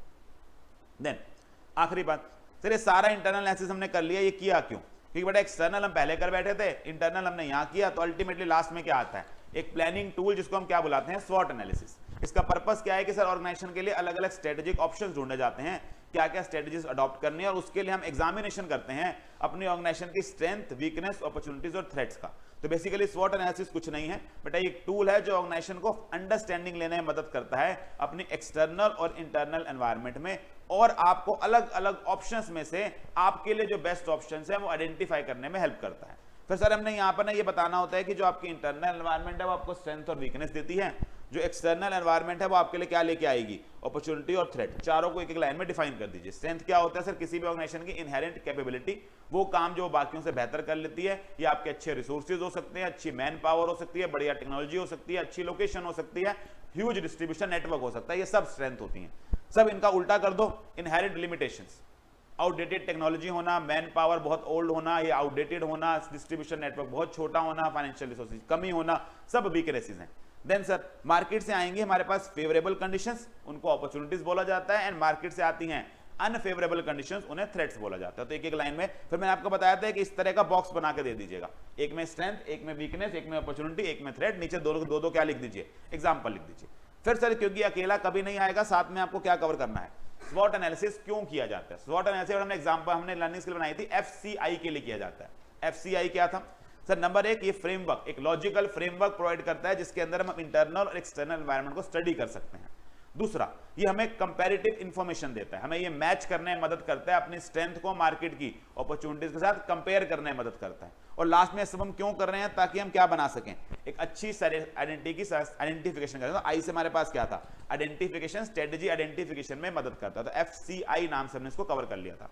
और लास्ट में बेटा इसके क्रिटिसिज्म जरूर बता के आए कि सर बेसिकली एक प्लानिंग टूल है, ये एक डायग्नोस्टिक फेज है, ये तो बता जाता है कि स्ट्रेंथ, वीकनेस, अपॉर्चुनिटी, थ्रेट क्या है, बट उसके आगे का जो इवैल्यूएशन है कि किस सिचुएशन में कैसी स्ट्रेटजी बनानी चाहिए, उसके बारे में आपका स्वॉट एनालिसिस कुछ नहीं बताता। इसलिए मैंने आपको बताया था बेटा स्वॉट एनालिसिस का ना एक एडवांस्ड वर्जन आया हुआ है मार्केट में, उसको टाउज मैट्रिक्स बोलते हैं, लेकिन वो सिलेबस में नहीं है, हटा दिया है। तो हम बस क्रिटिसिज्म पर रुक जाते हैं कि बेसिकली पहले पुराने सिलेबस में पढ़ाता था, आपको ये रुकवा के फिर उसके बाद टाउस समझाता था कि देखिए इन चीजों से इस्तेमाल करके लोगों ने कितना सारा ज्ञान बांटा हुआ है।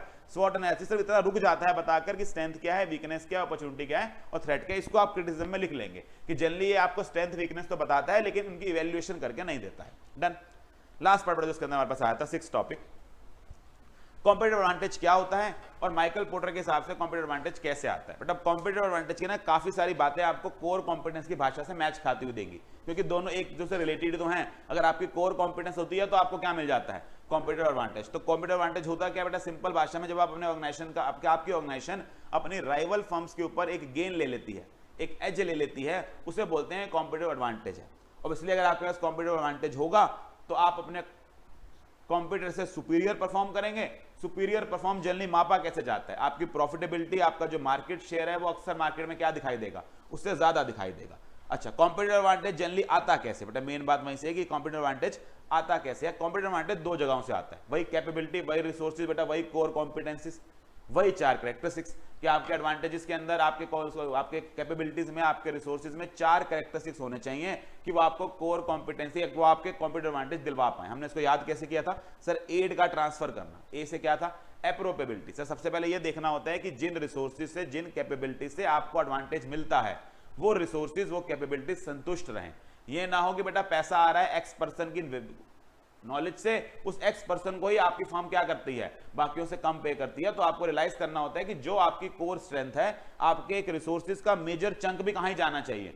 और ये सिर्फ व्यक्तियों के लिए नहीं होता, ये कई बार कैपेबिलिटीज के लिए होता है। अगर R&D आपकी स्ट्रेंथ है ना, तो पैसा फिर कहां ज्यादा लगाइए, R&D पे लगाइए। ये ना हो कि पैसा R&D में नहीं जाता जबकि प्रोडक्ट बिकता किसकी वजह से है, R&D की वजह से बिकता है। अगर डिस्ट्रीब्यूशन नेटवर्क इज स्ट्रेंथ तो डिस्ट्रीब्यूशन नेटवर्क में पैसा फूकिए। आपको पता होना चाहिए मेरे सेल्समैन, मेरे प्रोडक्ट चैनल, यही सब कुछ है, इनकी वजह से प्रोडक्ट बिकता है मेरा, तो उनके ऊपर पैसा। इसको बोलते हैं बेटा एप्रोपेबिलिटी करना, कि उन रिसोर्सेज, उन कैपेबिलिटीज पे प्रॉफिट का ज्यादा हिस्सा जाना चाहिए जो आपकी रिसोर्स, जो आपकी कोर कॉम्पिटेंस बनते हैं, जो आपकी कॉम्पिटिटिव एडवांटेज जनरेट करते हैं। दूसरा बेटा वही बातें हैं, ये रिसोर्सेज, ये कैपेबिलिटीज कैपेबल ऑफ इमिटेटिंग नहीं होने चाहिए। ये ना हो सामने वाला कॉपी मार ले आसानी से।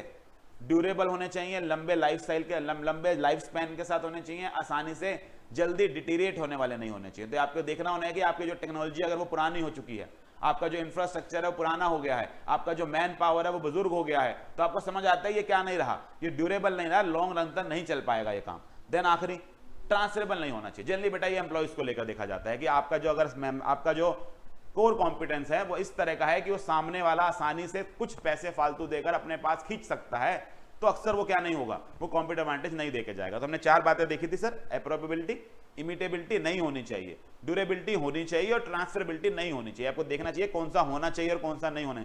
ड्यूरेबिलिटी होनी चाहिए, इमिटेबिलिटी नहीं होनी चाहिए, ट्रांसफरेबिलिटी नहीं होनी चाहिए और एप्रोपेबिलिटी आपको सही से करनी है कि जो आप कमा रहे हो उन रिसोर्सेज को अच्छा खासा शेयर मिले जहां से एक्चुअल में कॉम्पिटिटिव एडवांटेज आता है। तो ये 4 कैरेक्टर्स बेटा ये भी काफी इंपॉर्टेंट एग्जाम के पॉइंट ऑफ व्यू से, ये आपसे जनरली पूछते हैं what do you mean by competitive advantage. 1 या 2 लाइनें आपको होनी चाहिए। उसके बाद कॉम्पिटिटिव एडवांटेज के लिए आपके रिसोर्सेज और कैपेबिलिटीज में क्या कैरेक्टरिस्टिक्स होने चाहिए, ये 4 पॉइंट आपको देने पड़ेंगे वहां पे। And last part, Michael porter बेटा वापस आ गया सारा कुछ बताने के बाद कि माइकल पोर्टर ने कहा था जी आप अगर एक इंडस्ट्री में चले जाते हो, वहां की 5 फोर्सेस को स्टडी कर तो वहां पर वो बात कर रहा है कि वहां पर कॉम्पिटिटिव एडवांटेज कैसे लिया जाता है। तो माइकल पोर्टर का कहना है जी किसी भी ऑर्गेनाइजेशन को अगर कॉम्पिटिटिव एडवांटेज गेन करना है तो उसके 3 बेसिस होते हैं, 3 तरीकों से किया जा सकता है। एक का नाम कॉस्ट लीडरशिप है, एक डिफरेंशिएशन एंड फोकस। इनको बेटा माइकल पोर्टर ना जेनरिक स्ट्रेटेजीज भी बुलाते हैं। जेनरिक को इसलिए बुलाते हैं क्योंकि उनका यह कहना था कि ये ना स्ट्रेटेजीज इस बात पे भेदभाव नहीं करती हैं कि आप किस तरह की ऑर्गेनाइजेशन है, आप प्रॉफिट मेकिंग हो, नॉन प्रॉफिट हो, एक्स प्रोडक्ट बेचते हो, वाई प्रोडक्ट बेचते हो, एमएनसी हो या एक छोटी सी ऑर्गेनाइजेशन हो। अल्टीमेटली इसके अलावा कोई तरीका नहीं है। 3 ही तरीके होते हैं जिसके थ्रू जनरली कॉम्पिटिटर को हराया जाता है। 3 तरीके कौन से हैं सर? एक कॉस्ट लीडरशिप, एक डिफरेंशिएशन, एक फोकस। सस्ता बेचो, अलग बेचो, किसी और को बेचो।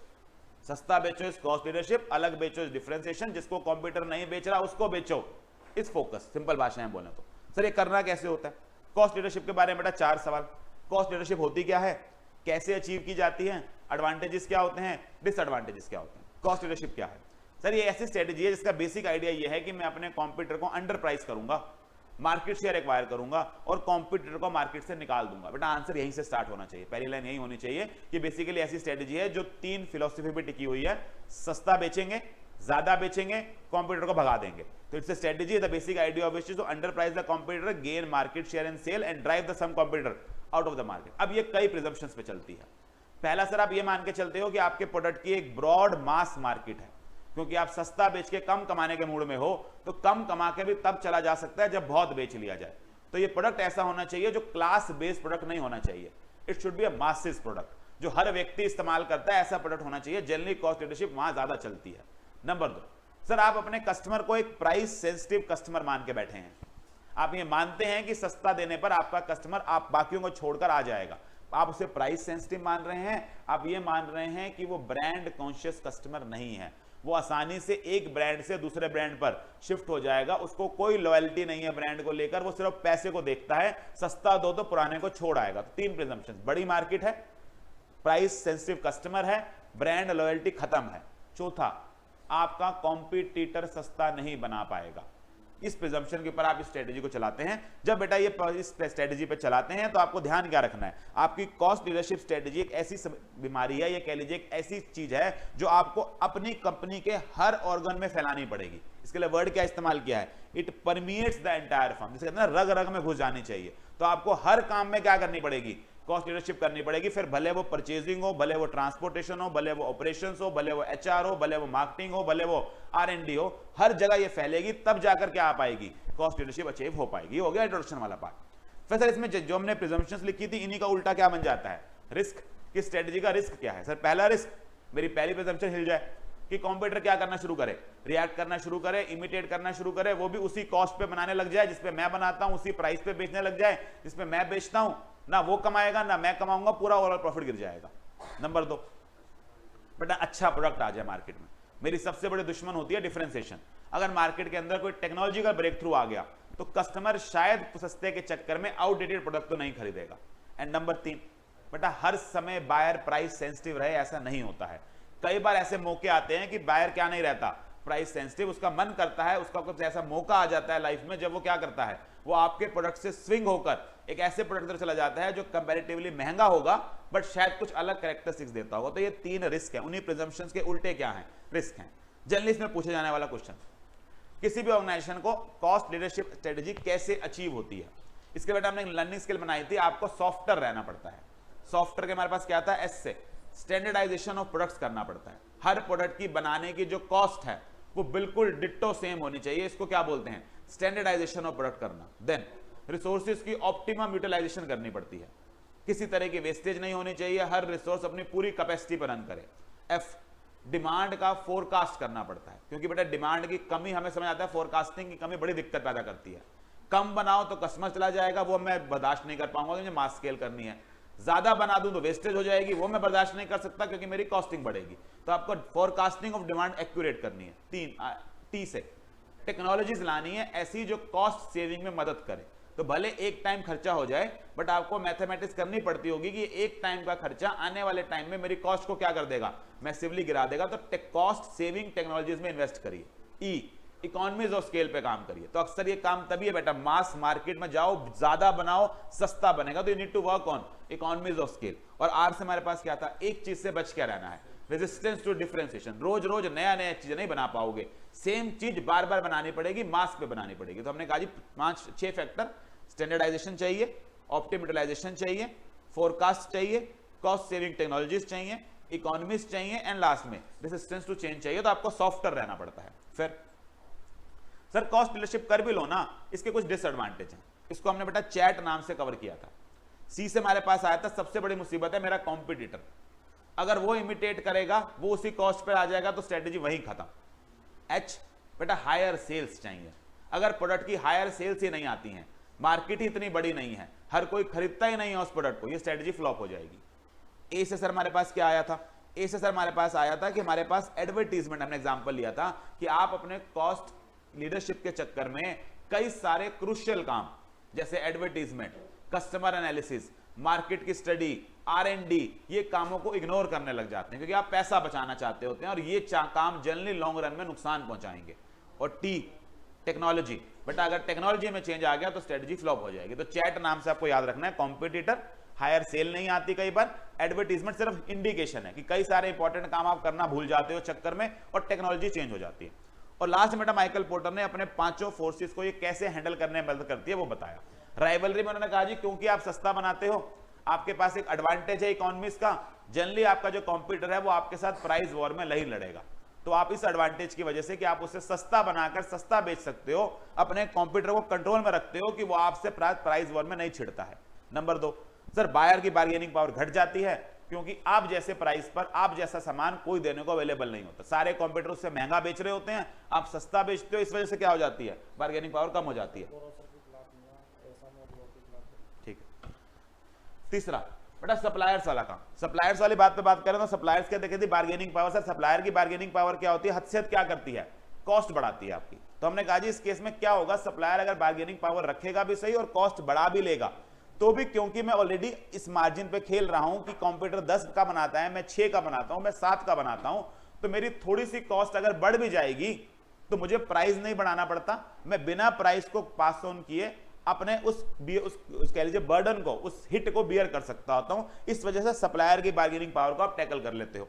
चौथा इकोनॉमीज ऑफ स्केल है बेटा, सीधी सी बात है, नए एंट्रेंट के लिए क्या होगा, एक बैरियर टू एंट्री है, तो हम बैरियर टू एंट्री में पढ़ के आए हैं इकोनॉमीज ऑफ स्केल। और लास्ट में सब्स्टिट्यूट्स, अक्सर देखा गया है कि सर लो कॉस्ट प्रोडक्ट वाले कस्टमर क्योंकि प्राइस सेंसिटिव होते हैं और सब्स्टिट्यूट्स अक्सर महंगे दामों पर आते हैं, तो जब तक वो सब्स्टिट्यूट उस दाम पे नहीं आ पाते जिसमें बहुत समय लग जाता है, आसानी से आपका बायर शिफ्ट होकर सब्स्टिट्यूट के पास नहीं जाता। तो आपको रीजन पता होना चाहिए कि क्यों हैंडल हो पाता है। राइवलरी क्योंकि वो डरते हैं प्राइस वॉर करने से, बायर क्योंकि मेरे जैसे प्राइस पे कोई इसको अवेलेबल नहीं कराएगा तो किस तरह की बार्गेनिंग पावर, सप्लायर अगर कर भी लेगा तो मैं उसके ग्रेटर प्राइस को एब्जॉर्व कर जाऊंगा, एंट्रेंट इकोनॉमी से डरता है, थ्रेट टू बैरियर के रूप में काम करता है या थ्रेट टू एंट्रेंट रूप में काम करता है, और सब्स्टिट्यूट्स आसानी से मार्केट में मेरा प्लेयर सब्स्टिट्यूट को शिफ्ट नहीं करता बिकॉज सब्स्टिट्यूट अक्सर महंगे होते हैं, मेरा कस्टमर प्राइस सेंसिटिव कस्टमर है, वो इतनी आसानी से महंगी चीज की तरफ नहीं जाएगा। ये हो गया बेटा आपका पहला पार्ट कंप्लीट, कॉस्ट लीडरशिप।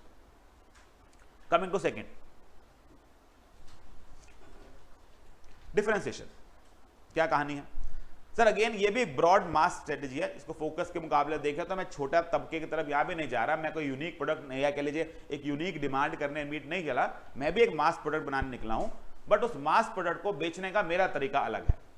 मैं कॉस्ट पे नहीं खेलता, मैं प्रोडक्ट और सर्विस की क्वालिटी पे खेलता हूं। मुझे ऐसा लगता है कि अपने प्रोडक्ट और सर्विस को यूनिक बना लिया जाए तो यूनिक प्रोडक्ट को कस्टमर खरीदता है और यूनिक प्रोडक्ट के लिए प्रीमियम प्राइसेस भी देता है।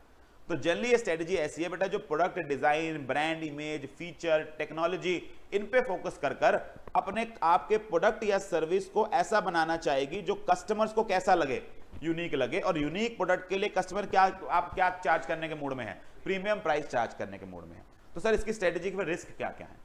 नंबर 1, मैंने आपसे बात की थी सर, कई बार जिस चीज को आप यूनिक मानते हो ना, कस्टमर को यूनिक लगती ही नहीं।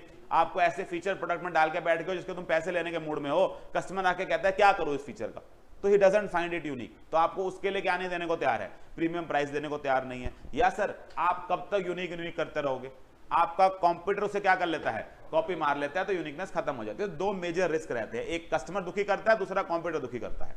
देन इसका अच्छा क्वेश्चन बेटा, जो अलग क्वेश्चन है इसके अंदर, डिफरेंशिएशन किस किस तरीके से आती है। डिफरेंशिएशन बेटा 3 तरीकों से आती है, 3 तरह की डिफरेंशिएशन मार्केट में आम दिखती है। एक हमने बात की थी product differentiation, the most hard to achieve, जहां मेहनत करनी पड़ती है बेटा, मेहनत करके क्या करना पड़ता है, प्रोडक्ट को सच में अलग बनाना पड़ता है, उसके अंदर नए फीचर्स डालने पड़ते हैं, उसके अंदर कोई नए ट्रेड्स डालने पड़ते हैं, कस्टमर की वैल्यू एडिशन बढ़ानी पड़ती है, किसी ना किसी तरह कॉम्पिटिटर से यूनिक बनाना पड़ता है, और आपको कहीं ना कहीं ऐसा लगेगा कि इसमें बहुत ज्यादा R&D खर्च होती है। इसको जनरली प्रोडक्ट रिलेटेड डिफरेंशिएशन बोलते हैं। सर प्रोडक्ट से एक आसान तरीका होता है price based differentiation. Price based differentiation में आप ये मान के चलते हैं कि मेरा प्रोडक्ट तो सेम ही है, बट इसके लिए कुछ कस्टमर एक टाइम पर अलग प्राइस देने को तैयार होते हैं और वो शायद किसी अलग टाइम पर अलग प्राइस देने को तैयार होते हैं।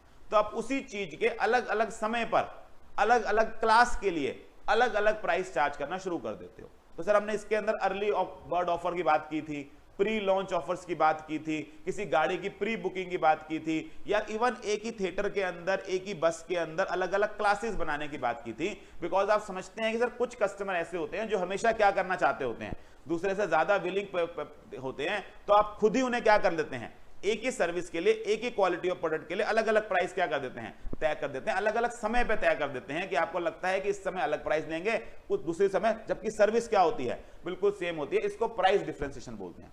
और तीसरा सर सबसे बड़े डिफरेंस, अगर ये अचीव हो जाए तो काम बन जाता है, ऑर्गेनाइजेशन डिफरेंस। जहां सर कस्टमर आपका प्रोडक्ट इसलिए खरीदता है क्योंकि वो आपका है, ना वो दूसरों से अलग होगा, ना शायद दूसरों से बेहतर प्राइसिंग पे होगा या अलग प्राइसिंग पे होगा। आप अपने ओवरऑल ऑर्गेनाइजेशन की इमेज इतनी अच्छी बना लेते हैं, ओवरऑल ऑर्गेनाइजेशन को इतनी बड़ी ब्रांड वैल्यू क्रिएट कर लेते हैं कि उसके प्रोडक्ट बेचने आसान हो जाते हैं।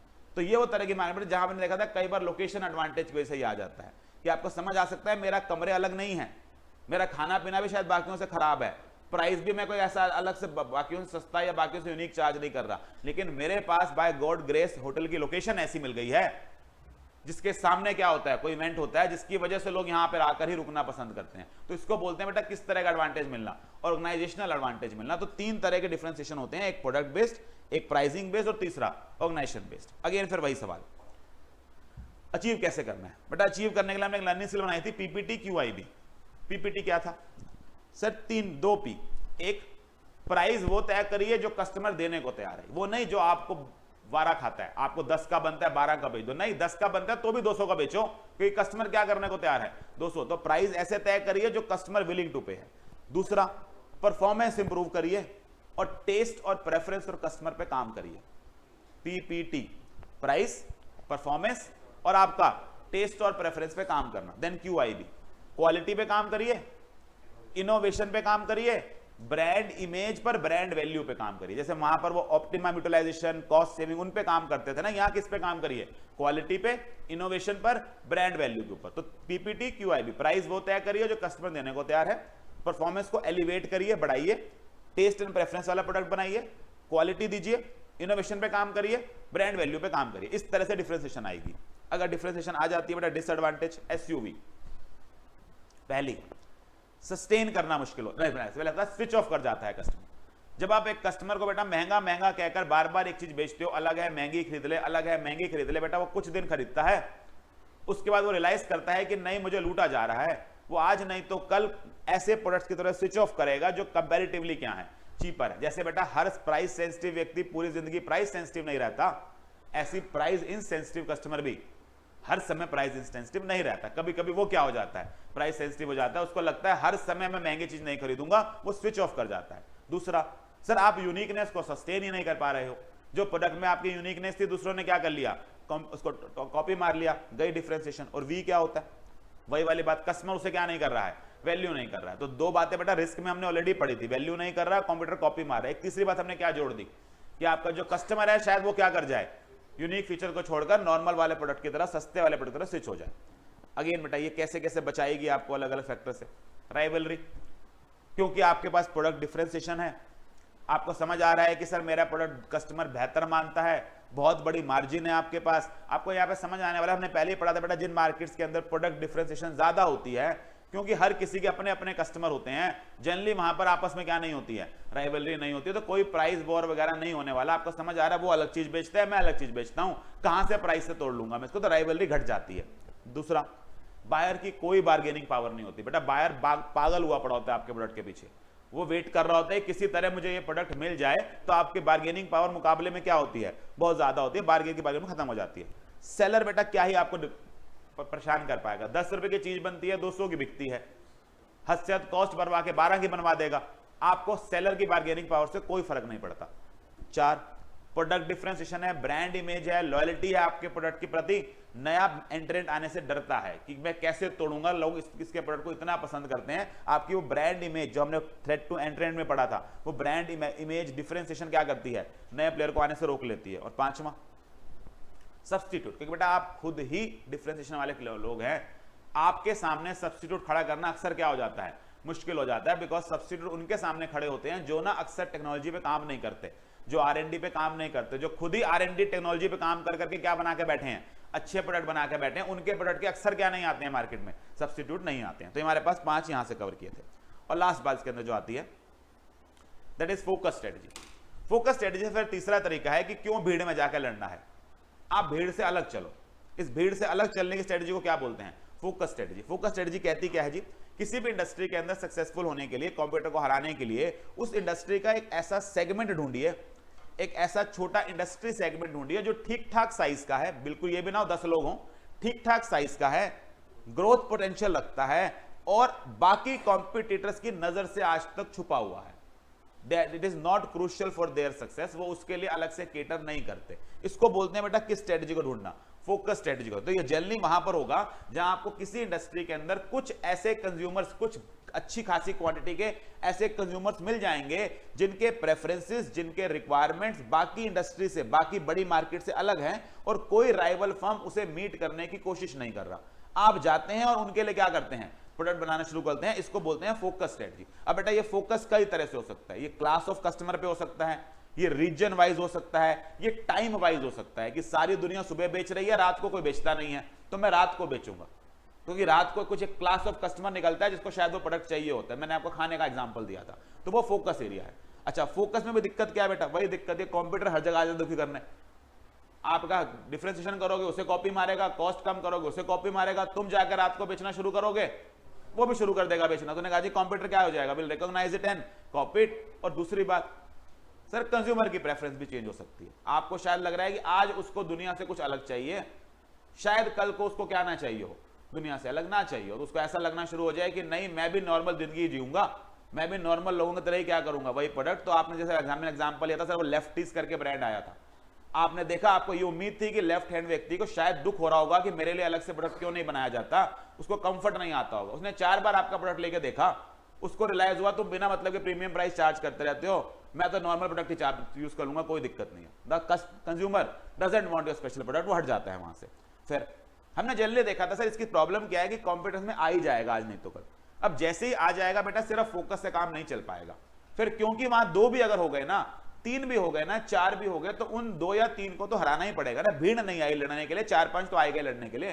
तो फोकस को अक्सर किससे कंबाइन करना पड़ता है, कॉस्ट लीडरशिप और डिफरेंशिएशन से। तो फोकस इस छोटे एरिया का काम करना, और उस छोटे एरिया में जब ज्यादा प्लेयर आ जाएं तो वहां पर क्या करनी पड़ती है, या फोकस कॉस्ट लीडरशिप, यानी कि उन लिमिटेड प्लेयर्स में से ही कॉस्ट एडवांटेज लाओ और सस्ता बेचो, या उस लिमिटेड प्लेयर्स के अंदर क्या करो, बाकियों से अलग बेचो। जैसे मैंने अब आपको voice enabled, remote enabled wheel chair का एग्जांपल दिया था कि व्हील चेयर की इंडस्ट्री एक फोकस मार्केट है, it's not a mass product, it's a very class based product. अब इसलिए उसकी मार्केटिंग वगैरह भी अलग तरीके से करनी पड़ती होगी, आपको डॉक्टर्स के थ्रू उन चैनल्स पे ऐड करनी पड़ती होगी। देन वहां पर भी आपको समझ आ गया 5 प्लेयर आ गए, तो हो सकता है बेटा एक तरीका सस्ता बना के बेचो, दूसरा तरीका कुछ वहां पर अलग बना के बेचो। तो focus leadership and focus differentiation. फिर वही 2 क्वेश्चन, इसमें 3 क्वेश्चन, कैसे अचीव की जाती है आपकी फोकस स्ट्रेटजी। हमने कहा जी फोकस के लिए ना नाइस स्किल्स चाहिए होती हैं। नाइस स्किल्स क्या था, सबसे पहले तो बेटा वो नीश मार्केट ढूंढिए, हर जगह मिल जाए ऐसा जरूरी ही नहीं है। आप कहोगे मैं हर मार्केट में जाऊंगा और ढूंढूंगा, शायद कुछ ऐसे लोग घूम रहे होंगे जिनकी डिमांड मीट नहीं हो रही। बेटा कई इंडस्ट्री ऐसी है जहां पर कोई ऐसा कस्टमर नहीं है जिसको कुछ नया चाहिए हो, सबकी डिमांड सेटिस्फैक्टरी मीट हो रही है, कोई नीश मिला ही नहीं आपको, बात ही खत्म हो गई। अगर नीश मिल गया, अगली प्रॉब्लम क्या है बेटा, वहां के लिए मेरे पास नेसेसरी स्किल्स ही नहीं है। जैसे मैंने आपको हिंदी मीडियम वाला एग्जांपल दिया था कि मार्केट है पढ़ाने के लिए, सीए के लिए, लेकिन मुझे खुद ही नहीं आता, मैं कहां से कैप्चर करूं उसे। तो उसने कहा जी क्रिएट करिए स्किल्स। फिर वहां पर 2 ही बातें हैं, या तो इनोवेशन करिए या एफिशिएंसी लाइए। ये डिफरेंशिएशन और कॉस्ट रिलेटेड बात होगी, वहां पर एफिशिएंसी लाने की बात करिए और वहां पर क्या लाइए, इनोवेट। तो एन से बेटा नीश, आई से इनोवेटिव, सी से क्या करनी है, क्रिएट करनी है। आखिरी में क्या क्रिएट करनी है, वर्ड डाल दिया था, स्किल्स क्रिएट करनी है और क्या लाना है वहां पर, एफिशिएंसी लानी है। ठीक है जी, आपका क्या हो गया, this is with respect to कैसे बनानी है। देन डिसएडवांटेज क्या होते होंगे, पहले तो एडवांटेज पे आ जाओ। एडवांटेज क्या है बेटा, क्योंकि आप शायद स्टार्टिंग में जाओगे, नए नए प्लेयर होगे, दो बेनिफिट उठा जाओगे। शायद उस प्रोडक्ट का कोई मार्केट के अंदर अभी कॉम्पिटिटर नहीं है, करो प्रीमियम प्राइस चार्ज, देंगे वो आपको प्रीमियम प्राइस। और क्योंकि आप एक फर्स्ट मूवर हो, आप जब तक कोई और आएगा उसके लिए बैरियर खड़ा कर दोगे, ब्रांड इमेज बना लोगे, डिस्ट्रीब्यूशन चैनल कैप्चर कर लोगे, शायद कुछ फिक्स कॉस्ट जनरेट कर दोगे। इस तरह से क्या हो पाएगा सर, प्रैक्टिकली वहां पर क्या हो जाएगा, एक ब्रांड के आपके लिए एक मार्केट तैयार हो जाएगी। नए एंट्रेंट्स को अक्सर वहां आना क्या लगेगा, डिफिकल्ट। तो फर्स्ट मूवर का अक्सर एडवांटेज होता है, बट डिसएडवांटेज भी है।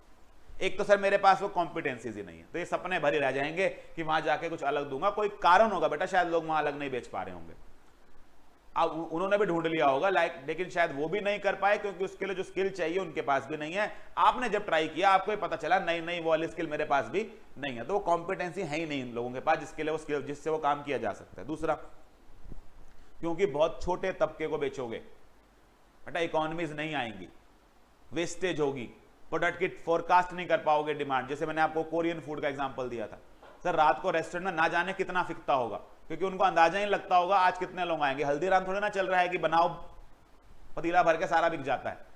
They do not estimate the demands properly.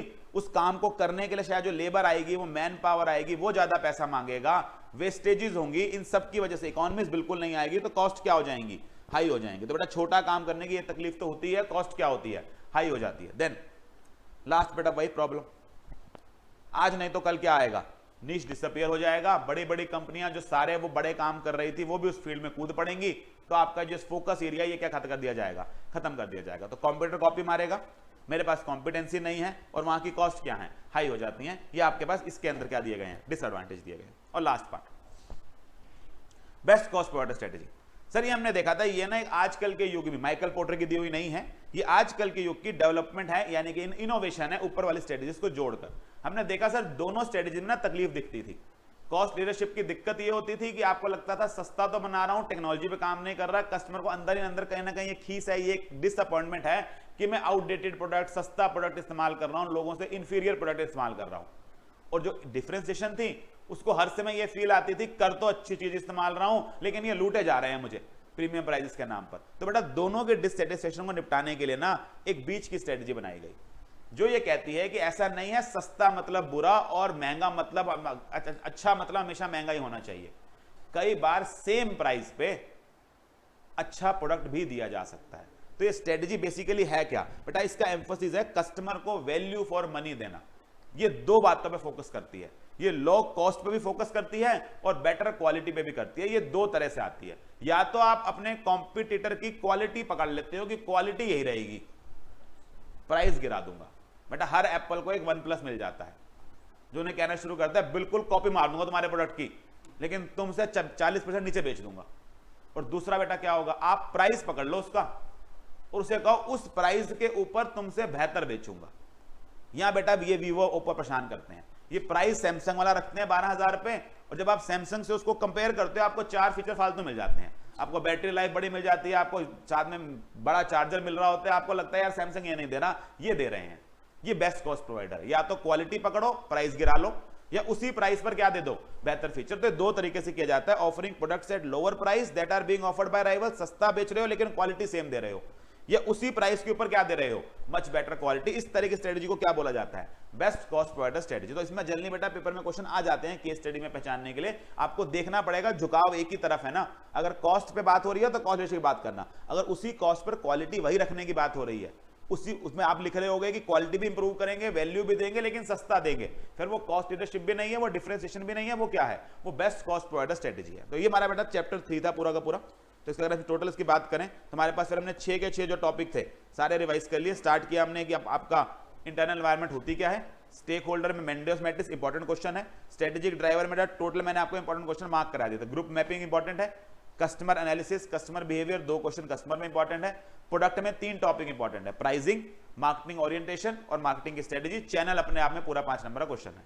Core competence important है, स्वॉट इंपॉर्टेंट है, और ये तो पूरा है ही है कॉम्पिटिटिव एडवांटेज, उसके कैरेक्टरिस्टिक्स रिसोर्सेज के 4, कॉस्ट लीडरशिप, डिफरेंशिएशन, फोकस अक्सर सीधी कभी नहीं आएगी, हमेशा केस स्टडी में आएगी। आपको पहचानना पड़ेगा कौन सी स्ट्रेटेजी है, उसकी प्रिजम्पशंस बतानी पड़ेंगी। प्रिजम्पशंस जनरली बेटा आपको ना केस स्टडी में दिखेगी कि बिजनेसमैन क्या सोच रहा है, उसकी जो इंटेंशंस आ रही होंगी ना वो आपको हिंट देंगी ये क्या सोच के स्ट्रेटजी बना रहा है, उससे पकड़ो स्ट्रेटजी कौन सी है, फिर उसके क्या पूछे गए होंगे, एडवांटेज और डिसएडवांटेज पूछे गए होंगे। ठीक है जी, चलिए विद दिस चैप्टर 3 हमारा होता है पूरा का पूरा कंप्लीट।